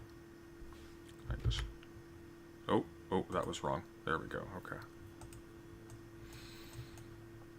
There has to be like a quicker way to size things. I feel like I'm doing this in a really dumb way. I get that feel. What the hell is this? Oh, it's Daily Mail. Of course it looks stupid. Okay. So, what? Oh my god, this website is cancer. Okay.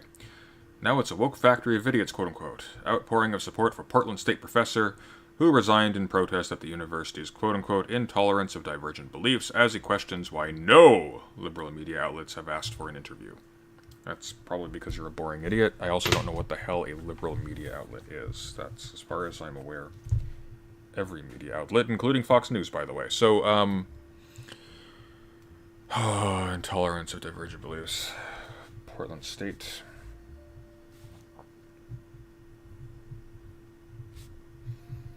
This one's going to take a few pages. I have been deluged with requests to appear on conservative media regarding my resignation from PSU, and yet I don't consider myself a conservative. I received 0 requests for interviews with liberal media. I'd enjoy having this because you're a useful idiot.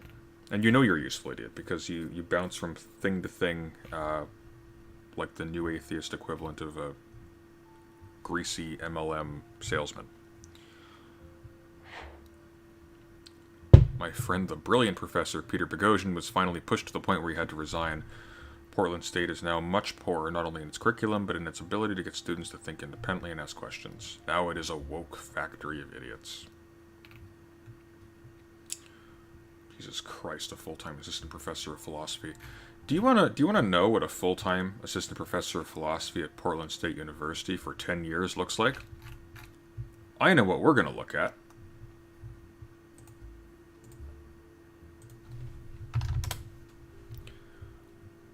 I know what we can look at to start with.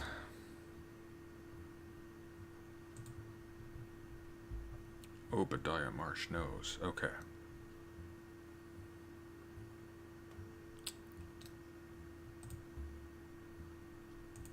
It's also thematically apropos.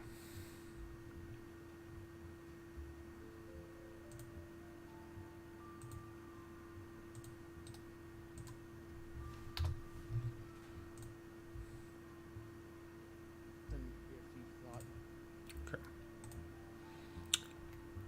YouTube. There we are. And we can make my face a little bigger for this. Oh, frabjiste, kalukale. Alright, when does this start?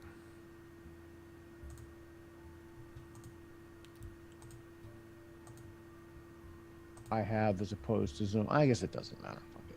You have, I mean, I can see you. I can see you. Okay.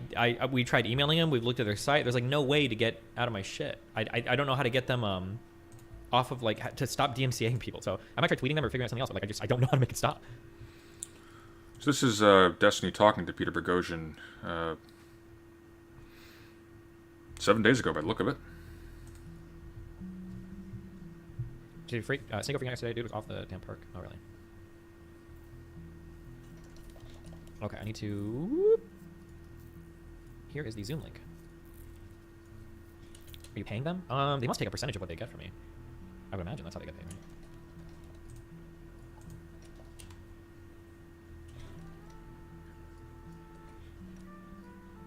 What goes on channel 2 and 3? You barely stream enough to have enough content for channel 1? I feel like I've had so much content this month. Are you serious? I wonder if Bog's even getting it all.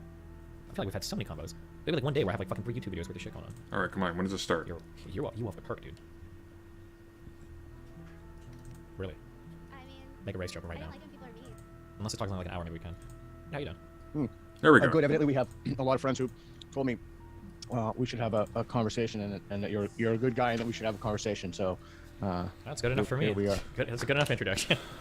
Here we are. Yeah. So I guess Boghossian rolls with James Lindsay, so I have a suspicion that they're going to find common ground on the so-called hoax that Boghossian did recently. That's the sending fake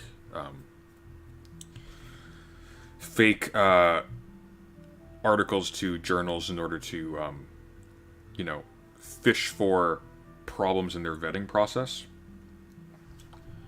So we'll see what happens here. Before we start, I mean, most of my... That being said, Boghossian rolls with James Lindsay, so they're going to have political disagreements, I would anticipate. People probably know who you are because we shamelessly steal your content over here and oh, good, laugh thanks. at you, chatting to people.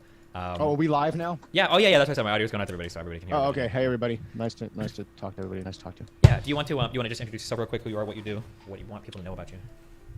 My name is Peter Boghossian, and Boghossian, and let's see. I'm trying to bring critical thought, civil discourse back into Keep hating vogue. your life, then. Change Working my class mind. handy. I wrote a book, How to Have We Impossible doubt that you will be Conversations. debating I'm writing another socialism. Sit at the book, table. which is proving to be it's a fiction book. It's a young adult book, which is proving to be more difficult than I thought. A mad respect for people who write fiction and do it well. He also follows Orban's Boghossian follows Orban's political director. I don't know if that means he's. We'll dive into that one later. Okay, that's a whole other can of worms. I have a nonprofit. I'm on Twitter, Peter Boghossian, and I just entered the YouTube space a few months ago. That's been interesting. Been an interesting experience. But I listened to. I got an astonishing number of people who told me that we should have a conversation.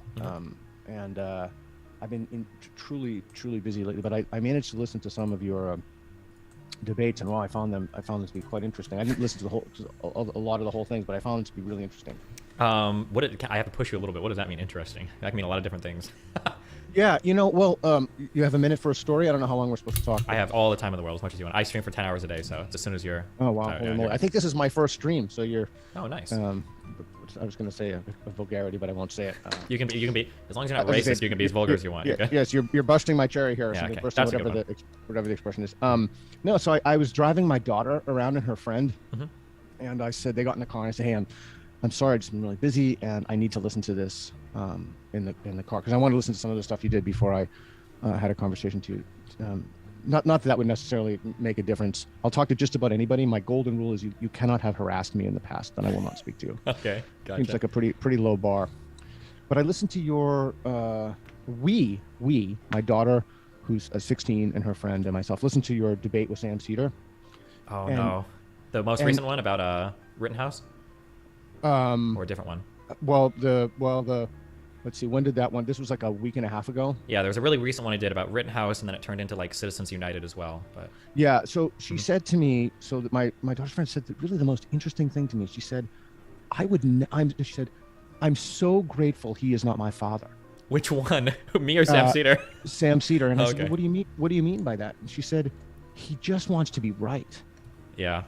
And it was just such an interesting comment to be, such an interesting observation by a 16-year-old girl.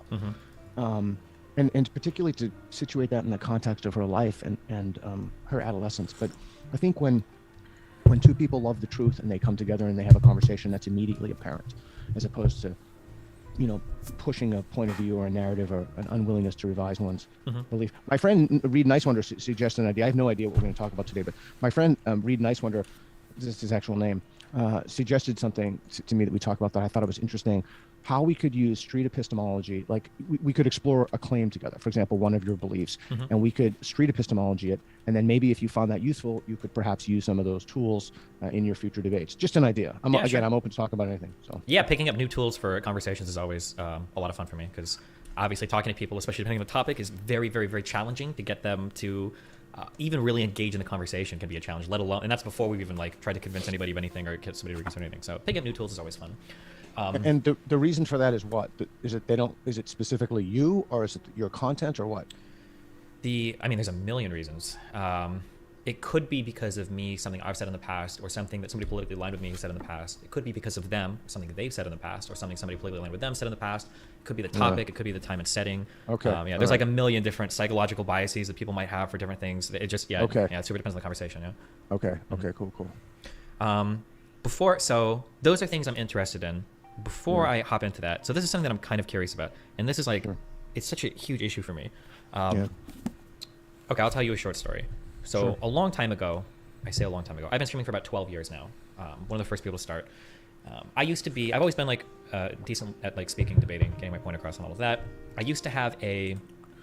Okay, so for people who don't know, street epistemology is basically what Mr. Girl does for his call-ins, except instead of interesting or disturbing topics, they're just trying to gaslight you into... Not even gaslight. They're trying to like ask you leading questions that you're like, oh, I guess my belief about this thing was kind of stupid, and then they just kind of leave you at that point. It's really dumb. If you want an example of the kind of person to street epistemology, look up a channel called Pine Creek. Just absolute idiocy. It's not how you get at... It's not how you get at a sophisticated or nuanced view of anything. It's dumb. I would say like I called it like gamer bro politics, but basically like economically I'm cool with like welfare and social programs and all of that, and that's fine. And then socially I'm like pretty left leaning, like gay people are cool, but I hated like feminists and SJWs. Like I would say like 7-8 years ago that was like my whole like political kind of character. And something that I noticed was after having conversations for a long time. I'll bring up one issue especially. I got really irritated by hearing minority types say, I want representation in media. I want representation in media. And I always say, who cares who the main character is? Like, it shouldn't matter, right? I can empathize with a woman. I can empathize with a black person. Like, I don't care who the main character is. You shouldn't either. And a lot of people back me up on this. And I get a huge community. It's like, yeah, Destiny's so smart. He makes these good arguments. And there was a thing that happened where a new FIFA game came out, which is like they play football, soccer. And the main character was like Hispanic. And the pushback on the internet to this was crazy. Everybody was like, I don't want to play a game with a Hispanic main character. This is weird. This guy's like from South America, blah, blah, blah.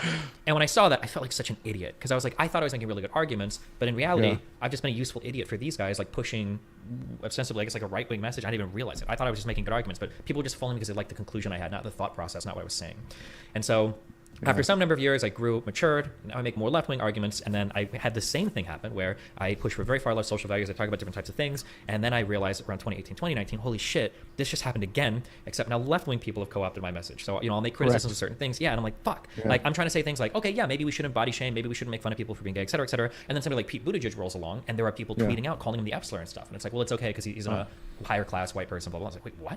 Okay, well that's okay. So keep going. Yeah. So basically, what's just happened is he's characterized exactly what he's complaining about here. That's why he's been deluged with requests to appear on conservative media regarding his resignation. I'm in this mind-fucked world where I don't know if you've gotten this, and you might. FIFA doesn't have main characters. There may be like a narrative, like it might be like you know how Star Wars Battlefront is really a multiplayer type game, but it has like a narrative where you follow a character through the sort of tacked on plot. That might be sort of what happens there. It's like there's like a thematic focus on one character, sort of like the poster boy for the game, and then everybody else is. Then there's the game. So there isn't really a main character per se, but it's the closest approximation to it, and it's sort of like this is the person who's sort of featured in like ads for the game, and is like has the most cutscene representation, stuff like that. Cover athlete. There you go. That's what he is. Be one of these people, actually. So maybe we'll fight about this. I'm not sure. Anytime I hear somebody say, like, I don't want to push a political agenda, I just want to talk about the truth. Instantaneous, I think, you're a fucking partisan hack. I know you are, and I'm about to figure out why. Because everybody that says they want to focus on the truth is usually, like, just some hugely anti-establishment, like, oh, well, I know the truth. It's basically the opposite of everything the government says. And so that just... So let's linger on that for a second. Mm-hmm. So that's really easy to get around. So when someone tells you they're interested in the truth, just ask them, okay, so what conditions under what conditions would you be willing to change your mind? Yeah, that's a really good question. That's how I try to avoid mindfucking myself. Yeah, that's one. Mm-hmm. Yeah, okay, so that's what you just said is the higher level of that. In philosophy, that's called defeasibility, but it's a kind of disconfirmation. You're saying, okay, so you're interested in the truth, I'm interested in the truth. So you can just do a little. Once you understand. That's not how philosophy works. You don't say in philosophy. It's called defeasibility. Philosophy isn't like engineering. And what the claim is. Well, there's one step in. So let me just run this. As a suggestion by you. So, the first order of business is to figure out exactly what the claim is. And so. I think you would say something like epistemologists call this defeasibility or something like that. Often, we're talking to people. And so I think I understood your story, but I'm not sure I understood your story. So I'll repeat back to you. So you mean... I hate this. I'm actually liking Destiny's engagement here. I don't know, actually. I'm not that bitter. But like, I'm appreciating this. This is actually good so far. I was anticipating a more sort of milquetoast friendly conversation. This is actually good. For example, and then I'll say, I don't know, whatever you just said, like... when you're having conversations with somebody, the thing that I thought was interesting in that, the thing that punched home to me was that you've been a useful idiot, or you perceive that you've been a useful idiot for people. I mean, there was a lot going on there. There was also the thing, what does adequate representation mean? And, I think the two things come to mind, the black teachers and student achievement. And I do jujitsu pretty seriously, and there's a purple belt, young female purple belt who teaches class, and I see a lot of the young women go in and take her class, and it's very interesting to me. So I mean, we can talk about that, but okay, so you're talking to someone and they say, I love the truth, and your perception is they're a partisan hack. So here's a simple thing that I'll hopefully. You and your listeners will be able to use this. First thing you need to do is you need to understand the claim. Like, what exactly is it that they're talking about? And then you need to repeat back to them what the claim is. But you need to put the onus on yourself. So what I'm hearing is, let me make sure I have this correct. Not, is this what you're saying?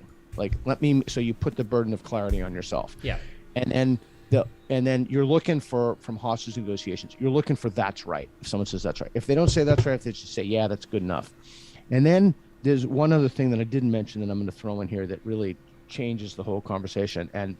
When I figured this out and started using this, it completely changed the way that I had conversations with people. Transformed it. Once you understand what the claim is, and you understand it because you ask, am I clear? Do I have this right? And they say yes. Once that's the case. That doesn't mean you understand the claim. Like, it may be that they misunderstood your expression of your understanding of the claims, that they're falsely ratifying your understanding of the claim when they're actually wrong to do so. This is basic, man. You can ask them to put it on a scale. On a scale from 1 to 10, how confident are you in that? On a scale of 1 to 10, how would you bullshit your confidence given I'm presenting you with like a rating system all of a sudden that you hadn't thought of this in terms of? And how will you sort of off the cuff give this to me without any thought to a rando in the street. There are only so many things people can say to that. I'm happy to run through. There are only 4 things people can say to that. And then you immediately ask a disconfirmation question or defeasibility question. Okay, so under what conditions would you be willing to change your mind? So you're 7. So you know, you're whatever the you know, you said homosexual, whole gay marriage, or that's a big thing right now. Or I just read something that was really interesting to me. Maybe in 2010. It's not a big thing right now. What are you talking about? It's a big thing right now. They want to, I read it on Army News, they want to take back the medals of soldiers at Wounded Knee. And I just think that's such an interesting topic, maybe to me and not to you or nobody else. But nobody else. That's incredibly boring. So, you know, you're having a conversation with someone, they make a claim, you ask them to put it on a scale, and they say that they're 9. So that's interesting. What would it take you to be an 8? Like, what would it take to change your mind?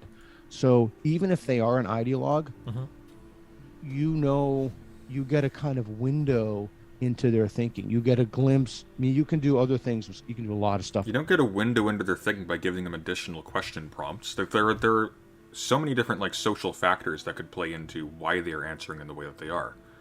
This is comically stupid. 10 years, assistant philosophy professor. That's what gets you this. Sorry, that gets you this. Scale, so you can get a guided tour of their epistemology. Yeah. But that's a really good way. It also a really good way to avoid he said, she said, yes it is, no it isn't, etc.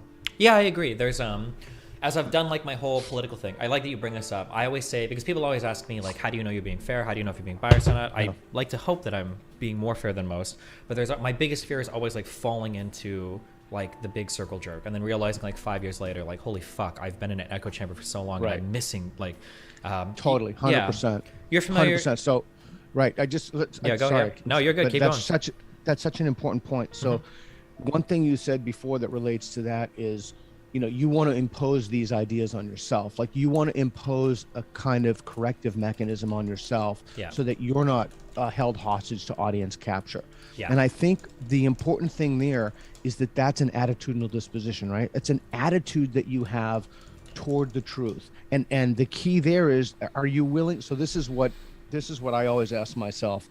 And, you know, audience capture is a really big problem. Echo chambers are a really big problem. Particularly today when people don't speak across divides and gulfs.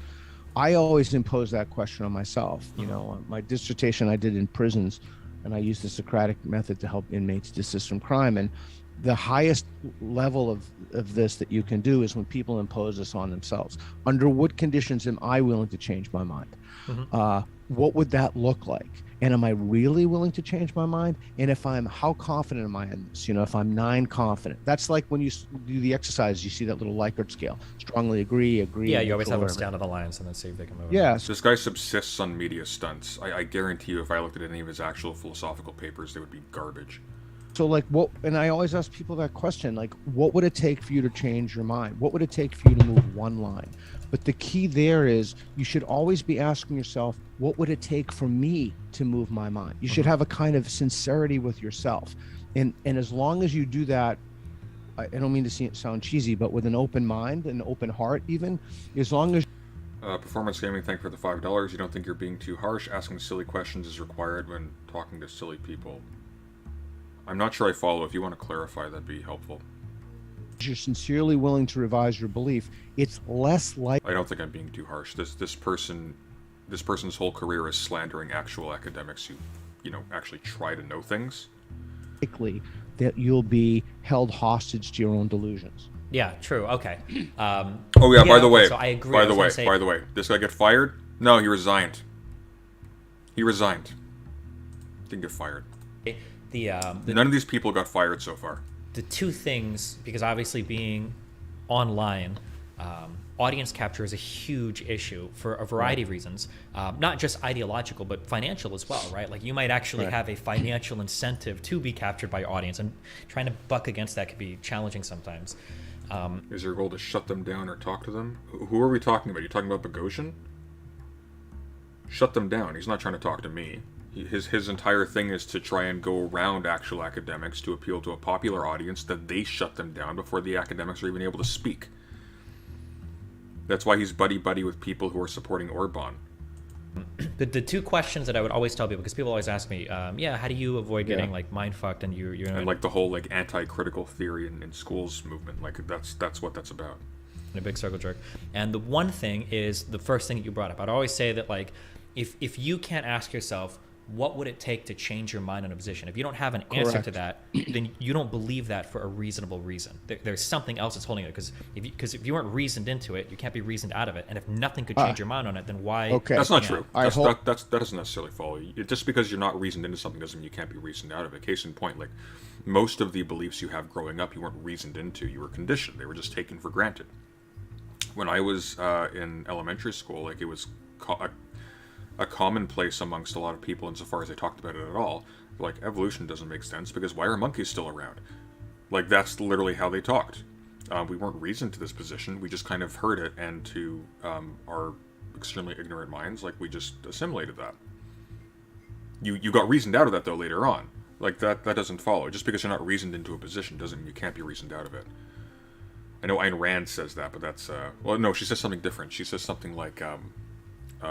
What is it? It's actually a kind of interesting quote. It's reason is not obligatory. If you defy it, it can't be used to sway you or something like that. I'll have to find the actual quote, but it's something like that. Or those who I weirdly had it right here from yesterday. Let's see if I can actually find it. Let's see. I'm a little bit curious.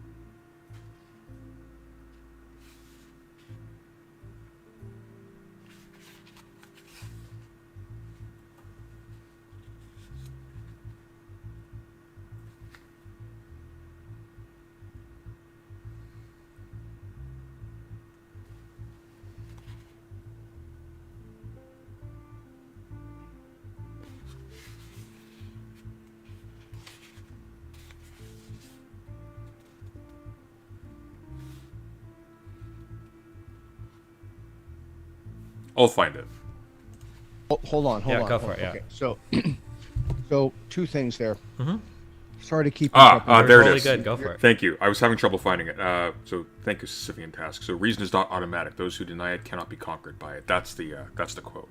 It's not that you can't be reasoned out of positions you weren't reasoned to. It's if you if you're not willing to play ball, then you can't be, because at a certain level, like you're playing kind of language game. If you're just like being obtuse, then you can't be persuaded by it. Your stuff is so pregnant with. Yeah. So the first Destiny stuff is so pregnant. That's the takeaway from this. thing is you should never ask. So my golden rule is I would never ask anybody a question that I wouldn't be willing to subject myself to. They aren't talking about academics. They're talking about any random Destiny critic. I don't care. I'm talking about academics. You're asking me like about Boghossian specifically. That's my issue with Boghossian. Always, yeah. And some people don't do that, so they can dish it out, but they can't take it. So if you're there's a quick thing just on that. There's a quick thing when I'm debating somebody, I'll ask like, well, why would you say this? Or why would you? And sometimes I'll get this exasperated, like, Destiny did a follow up on how this guy is a grifter. Good on him. Come on, nobody knows that. And I'll usually the challenge I'll give to that is like, well, here, ask me that same question, and I will tell you exactly what I'm talking about. Like, because I can do everything I'm asking you to do. I'll gladly do it for mine, and then you can attack me if you think that my methodology is flawed. But yeah, I agree 100%. You should always be willing to answer the question you're asking. Yeah. Yeah, and on that note, so I wrote about this in my first book, or I can't remember, published. I can't remember where. So if they say, well, blah, blah, you say, no, ask me. Literally ask me. I had a conversation with a guy, and when I was on tour in Australia, who's head of this Muslim association, I asked him if he thought women should be stoned to death for adultery, and he couldn't. He was saying, I don't know what the fuck this guy was talking. Stories about prophets, and so finally I just said, ask me that question, and he keeps trying. I said, no, ask me. He said, no, and I said, no, literally ask me the question, and he said, do you think women should be stoned to death for adultery? I said, no. Do you think women should be stoned to death for adultery? He said yes. So it's a way to cut through the noise. Yeah. Like asking people. So, but the key in that, what I started with is never ask someone a question, never dish it out unless you're willing to take it. Never ask someone what it would take to change their mind unless you're willing to be asked that question. For sure. And then always have a response to that question. And you know what a great freaking response is that we don't have in the society now? You know, I don't know the answer. Yeah. Sometimes people will donate and they'll ask me like, what do you think about like this particular thing that's going on? The willingness to be able to say like, I'm not entirely sure. I haven't looked into it, so I don't have a strong opinion right now. Ask me in a week or whatever. Maybe I'll look it up. And instead of making you look like an idiot, you should be given a fucking award for that response. Sure, yeah. Like that's a great response. So as long as we have people who openly say they don't know, particularly if they have institutional power or authority, we won't create cultures where people pretend to know things they don't know.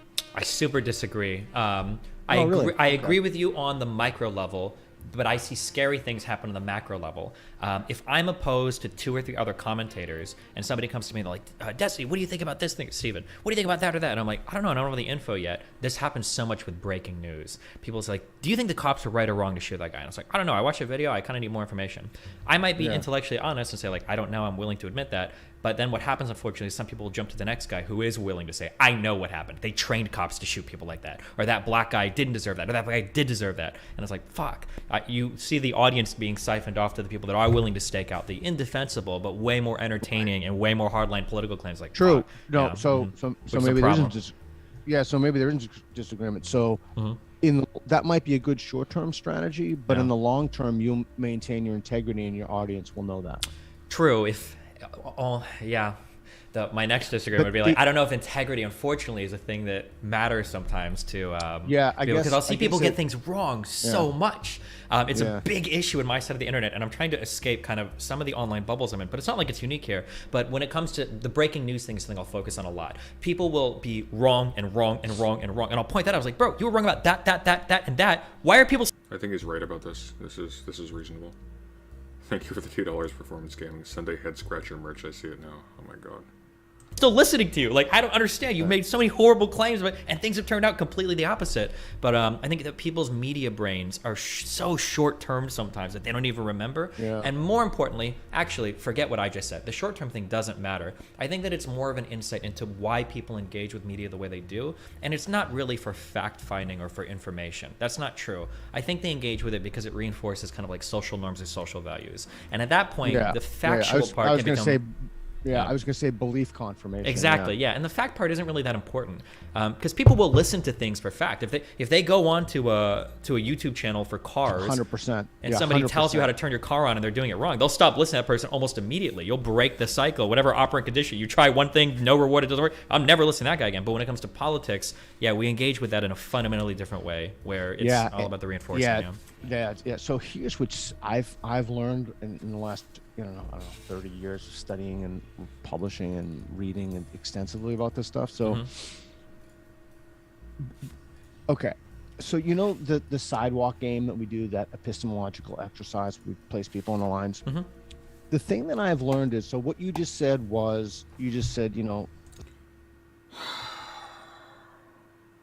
Yeah, Brooks. I'm actually, I gotta be honest, like, I wasn't anticipating, because he doesn't always, I wasn't anticipating that he would take the request to actually address this thing so openly. So I'm, because like, of course, like the reason why we're focusing on this topic right now is because at the end of my conversation with Destiny a little while ago, he agreed, like, okay, why don't we take some time to actually go over this and hash out whether or not there actually is like a tyrannical progressive orthodoxy squeezing out professors from things and whatnot. He had articles and whatnot prepared, but we didn't have time to go through them. And a lot of it was sort of off the cuff stuff that wasn't like clearly remembered. But no, he agreed that yeah, we can come back and we can address this more thoroughly. So that's what I'm doing. So I'm not anticipating it's going to be a super antagonistic exchange, because at this point he's actually been extremely amenable to like a collaborative approach to this. Hasn't been hostile at all. It's been refreshing actually. So I'm hoping I'm not naive and that pretends that we can actually do something positive with this, but we'll see. So far I'm liking this though. This is good. Something like if someone's wrong about fixing your car, they just stop. They won't listen anymore. Mm-hmm. What? Have we seen enough of D and Bogo yet? We're going to be looking at Bogo for a few days. What's interesting about moral questions, and almost all political questions are at some level moral questions, budgetary allocations are moral questions. What I've learned is that people will hold a belief not based upon the evidence they have for that. In fact, they'll usually find the evidence after they've formed the moral belief. Like, so they have these moral intuitions about things, and then they'll look at their epistemic landscape to populate it with evidence. So here's the kicker what I was going to get. People will stand on those lines, not based upon the evidence they have, or less so the reasoning, but because of a moral reason. Like, I'm a good person, good people stand on this line, I'll stand on this line. So their conception of what it is to be a good person determines the line they stand on, and then they look for evidence subsequent to that. That's why I think it's really important, getting back to the I don't know thing, that's why I think it's really important that we have to create a culture where not only are people praised for saying I don't know, but they're praised for changing their mind. Like, okay, I'm not watching an hour of this. I'll watch it, but on my own time. Does anybody have the follow-up video? Because apparently Destiny goes into the actual problems with this guy afterwards. If somebody wants to link me that'd be helpful.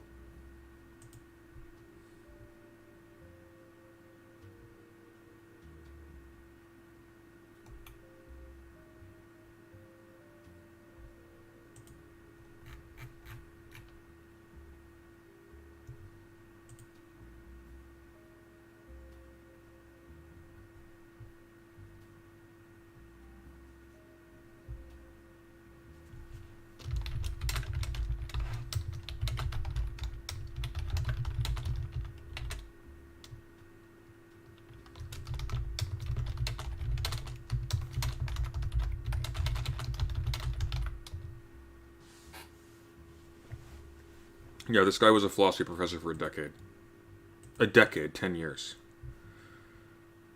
10 years.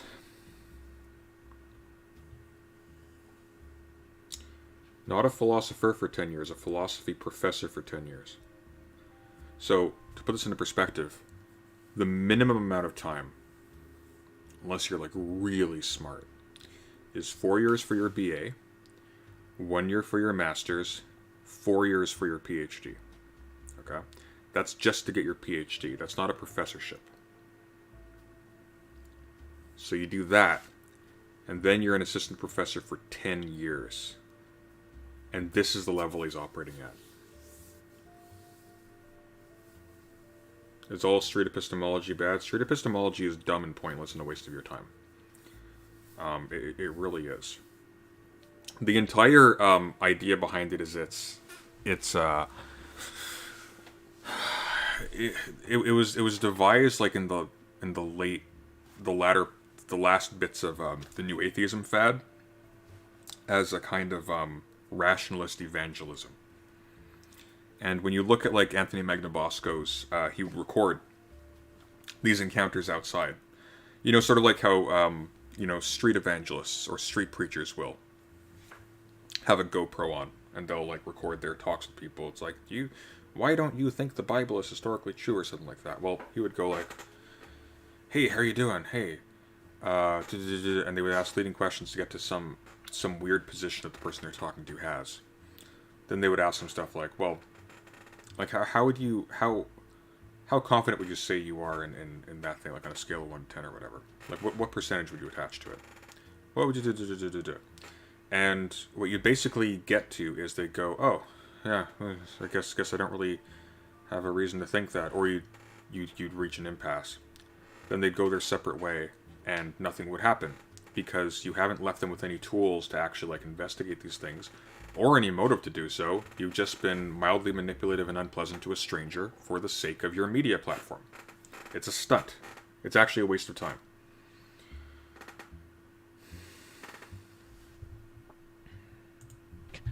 Changing your mind becomes a good thing. Revising your beliefs in the face of evidence becomes a good thing. You know, listening to somebody. So now we have a kind of a toxic environment in two senses. One, there's guilt by association.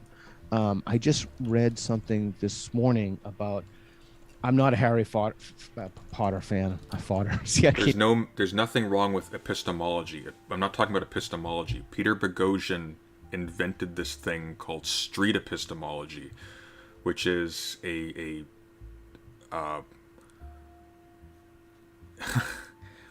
it's basically a scheme for using dialogue trees to break down people's confidence in their belief in a thing in like a via ambush, but then nothing happens afterwards. It's actually just dumb.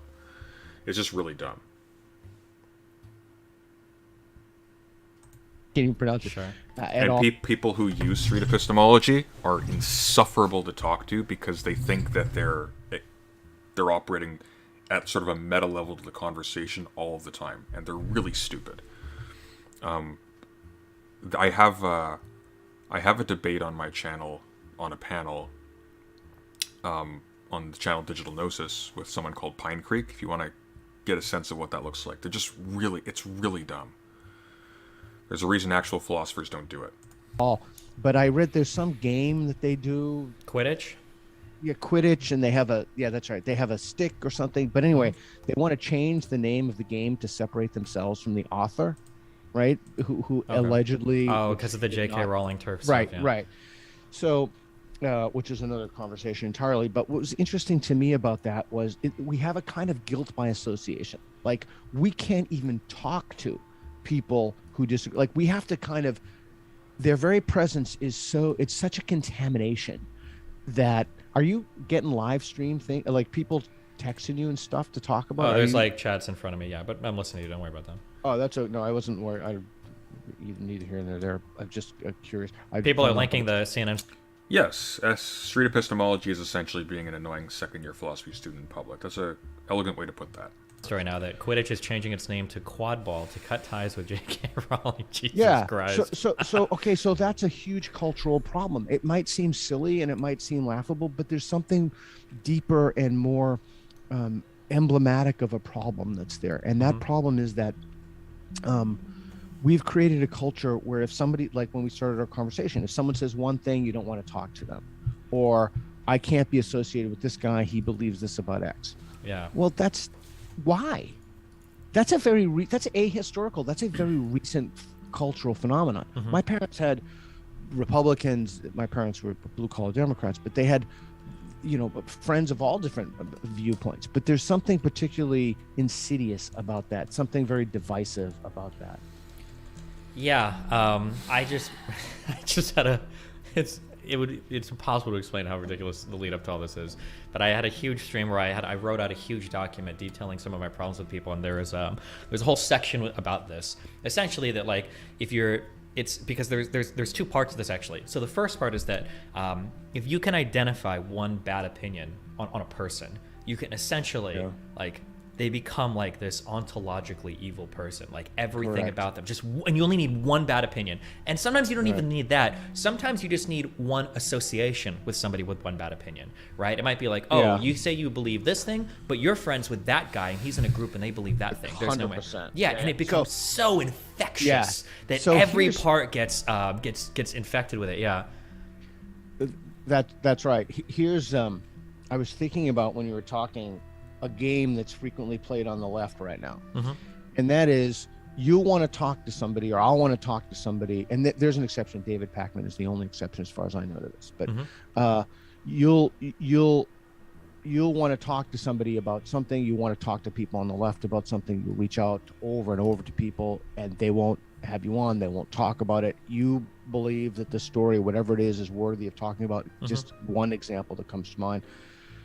The president of my former university, Portland State, ask your listeners, if you don't mind, to pull up the exact quotation, said that racial justice should be the highest priority of the institution.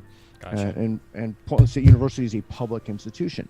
And so I've reached out to, I don't even know how many people to have that conversation on the left. I mean, I can't even, I put it on my Twitter, I called, I've emailed people. Nobody will have that conversation with me. And just so that you know, Portland State University is a public institution. They receive public taxpayer funds. I think that is a really important thing for us to have a conversation about. No one will talk to you. So then you talk to people on the right about it, and what do people on the left do? Boghossian only talks to people on the right.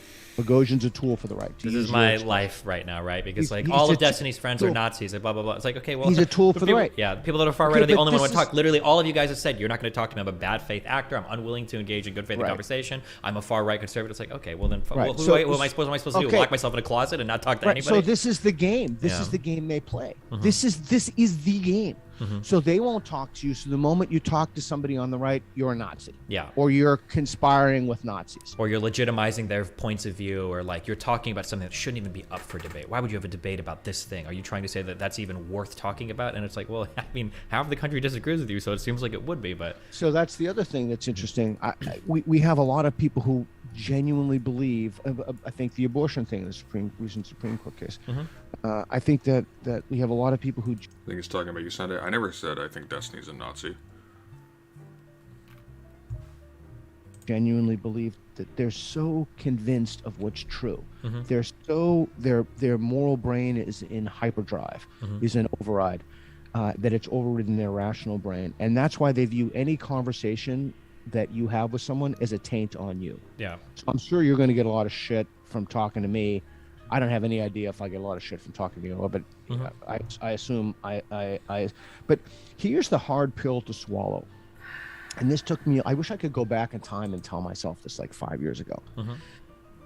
Some people have absolutely nothing of substance to contribute.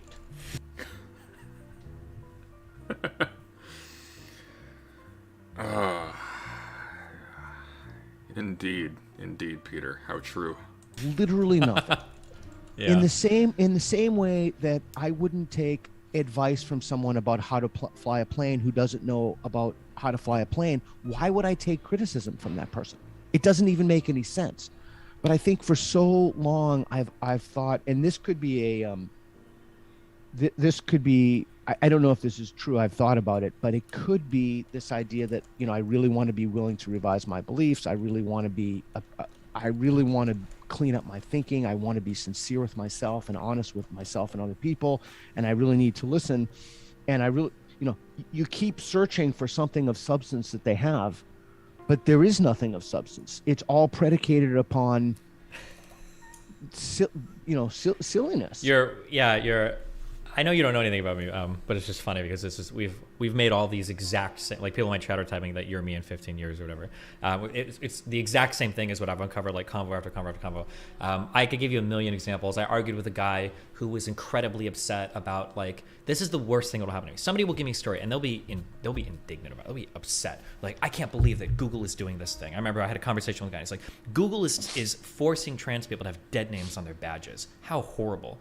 And I was like, yeah, that sounds kind of shitty. Well, like, let's look into it. Like, what does that mean? Like, is it like without a legal name change? It's like, well, yeah, they're saying they need legal name changes to have their name badges changed. Like, okay, well, I worked in some corporate environments before. Name badges are kind of important. It's like a security mechanism. Like, do you think that that might be an important thing? And he's like, well, you know, that's still wrong. And it's like, well, hold on, is it? And I'm like, so we finally bring up the story and we read it. And then we find out, one, it's not Google at all.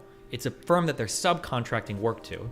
And then two, we find out that the firm they're subcontracting work to was a security firm.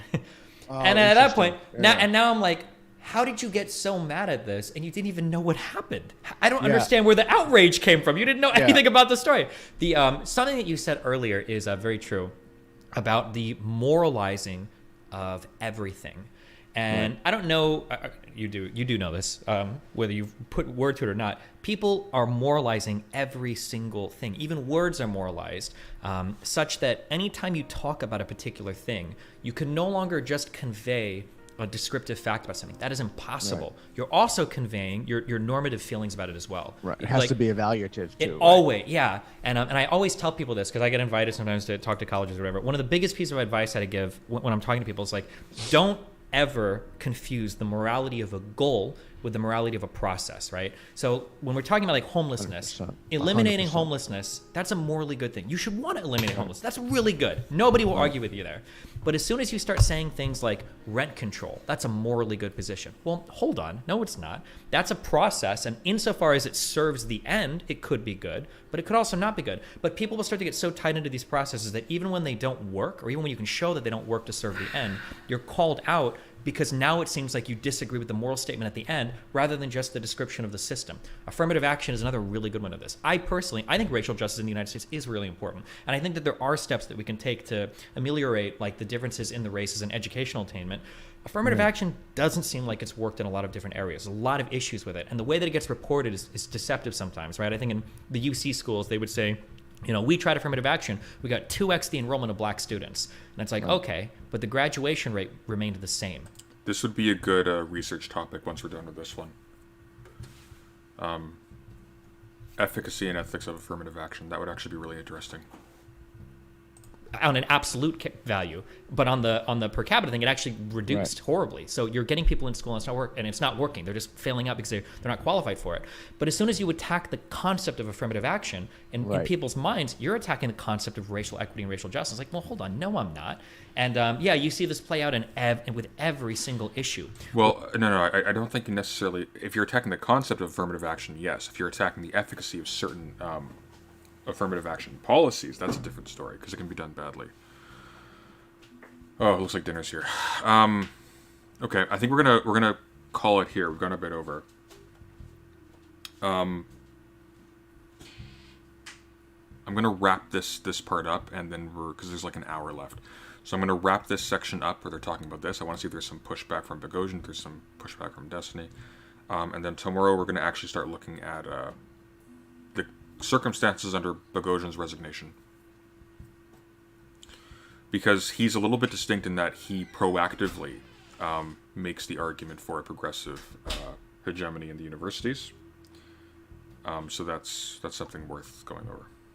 Where if you try to have a conversation about a particular policy or a particular process, people are already at the end of the road where the moral claim is, and if you disagree with it any step of the way, you must disagree with the moral claim at the end. Yeah, 100%. And so what I found the way to deal with that is to stick to the process, is to stick to the evaluation of the process.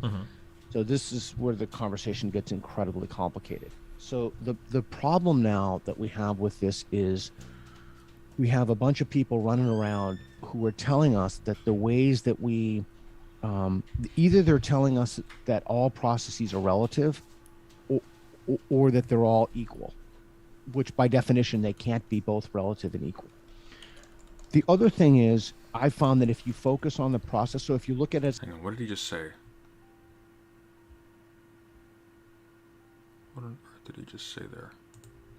Complicated. So the problem now that we have with this is we have a bunch of people running around who are telling us that the ways that we... either they're telling us that all processes are relative or that they're all equal, which by definition, they can't be both relative and equal. All processes are relative. What does that mean, relative or equal? All processes are relative. What the hell is he talking about? The other thing is, I found that if you focus on the process, so if you look at it as a syllogism, premise, conclusion, what we often find is that people run around and criticize other conclusions that people have based upon their own What is he talking impulses. But we can get a lot farther if we talk about, is it valid? In other words, does the premise like affirmative action or rent control or what have you, is it a valid syllogism to say, if you do this and if you do this, it will yield this? And if it is, then, in other words, there are ways to think about or to conceptualize the problem that... What does he talk? Processes are relative. What does that mean?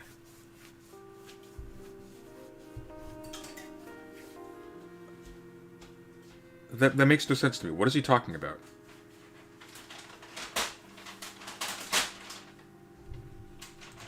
Don't deal with conclusions, but just deal with processes. Because the fact of the matter is... What do you mean by processes? Of course they're relative. These are pragmatic measures that are being deployed to remedy, like, specific, discrete issues. Like, their efficacy is relative. What do you mean the process is relative? What is... Relative along what...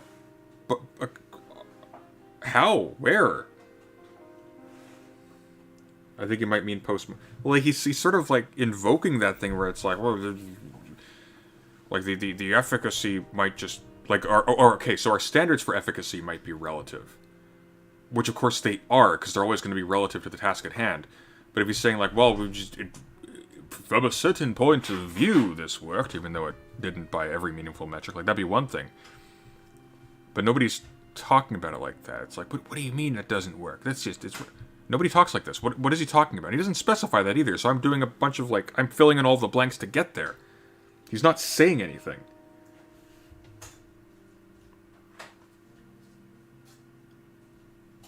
Not all processes are equal. I mean, in fact, by definition, they can't be. Yeah. They can't be because... So they're relative, you fucking idiot. What? Even So trying to how do walk we- somebody through, like, that, even that part could be very challenging. Like, well, let's talk, like, we're not even going to talk about the soundness of your argument. Let's just see logistically if it's valid. Does it... Like... Sorry, when I say they're relative, like... They can't be equally efficacious, or they can't be equally appropriate. Like, that's going to be relative to the circumstance and to the problems that you're facing specifically and to your limitations. It's like imagine like processes, okay? The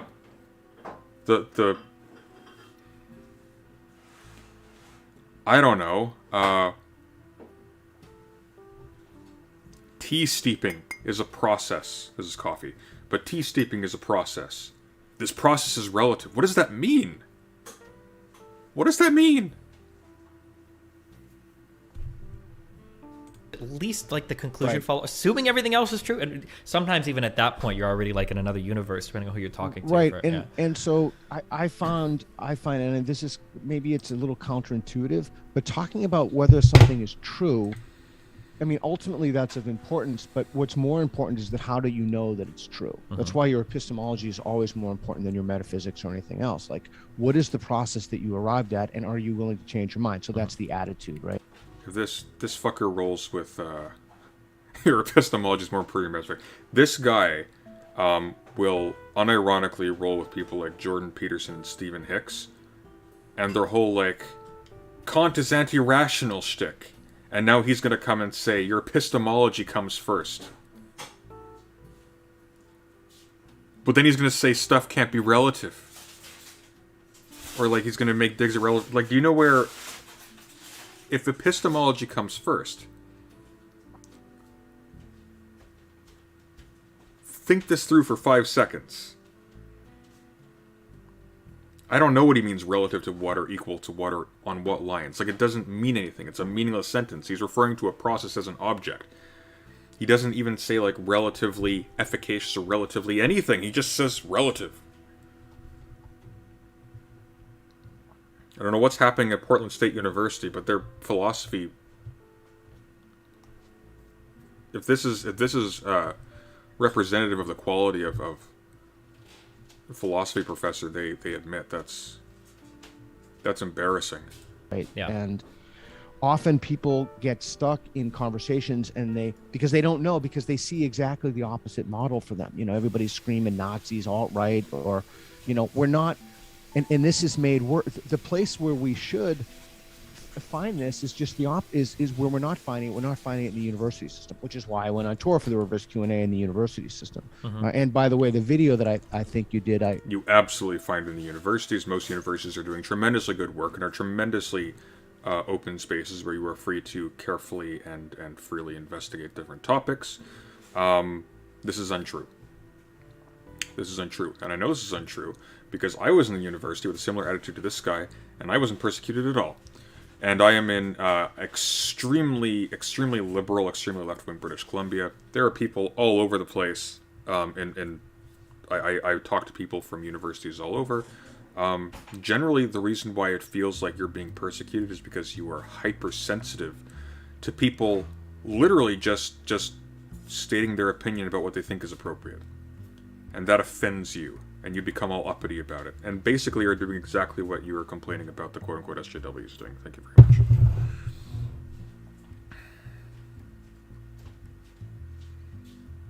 How do you become a professor like this? You become a professor like this by doing the bare minimum, skimming by, and pursuing media appearances and publicizable stunts over doing actual work, actual research, and by addressing a popular audience that is politically motivated to not pay attention to the coherence of your argument and is more invested in what it does. This guy's not a philosopher. This guy is, he's like a radio host, ultimately. That's what he really is, at bottom.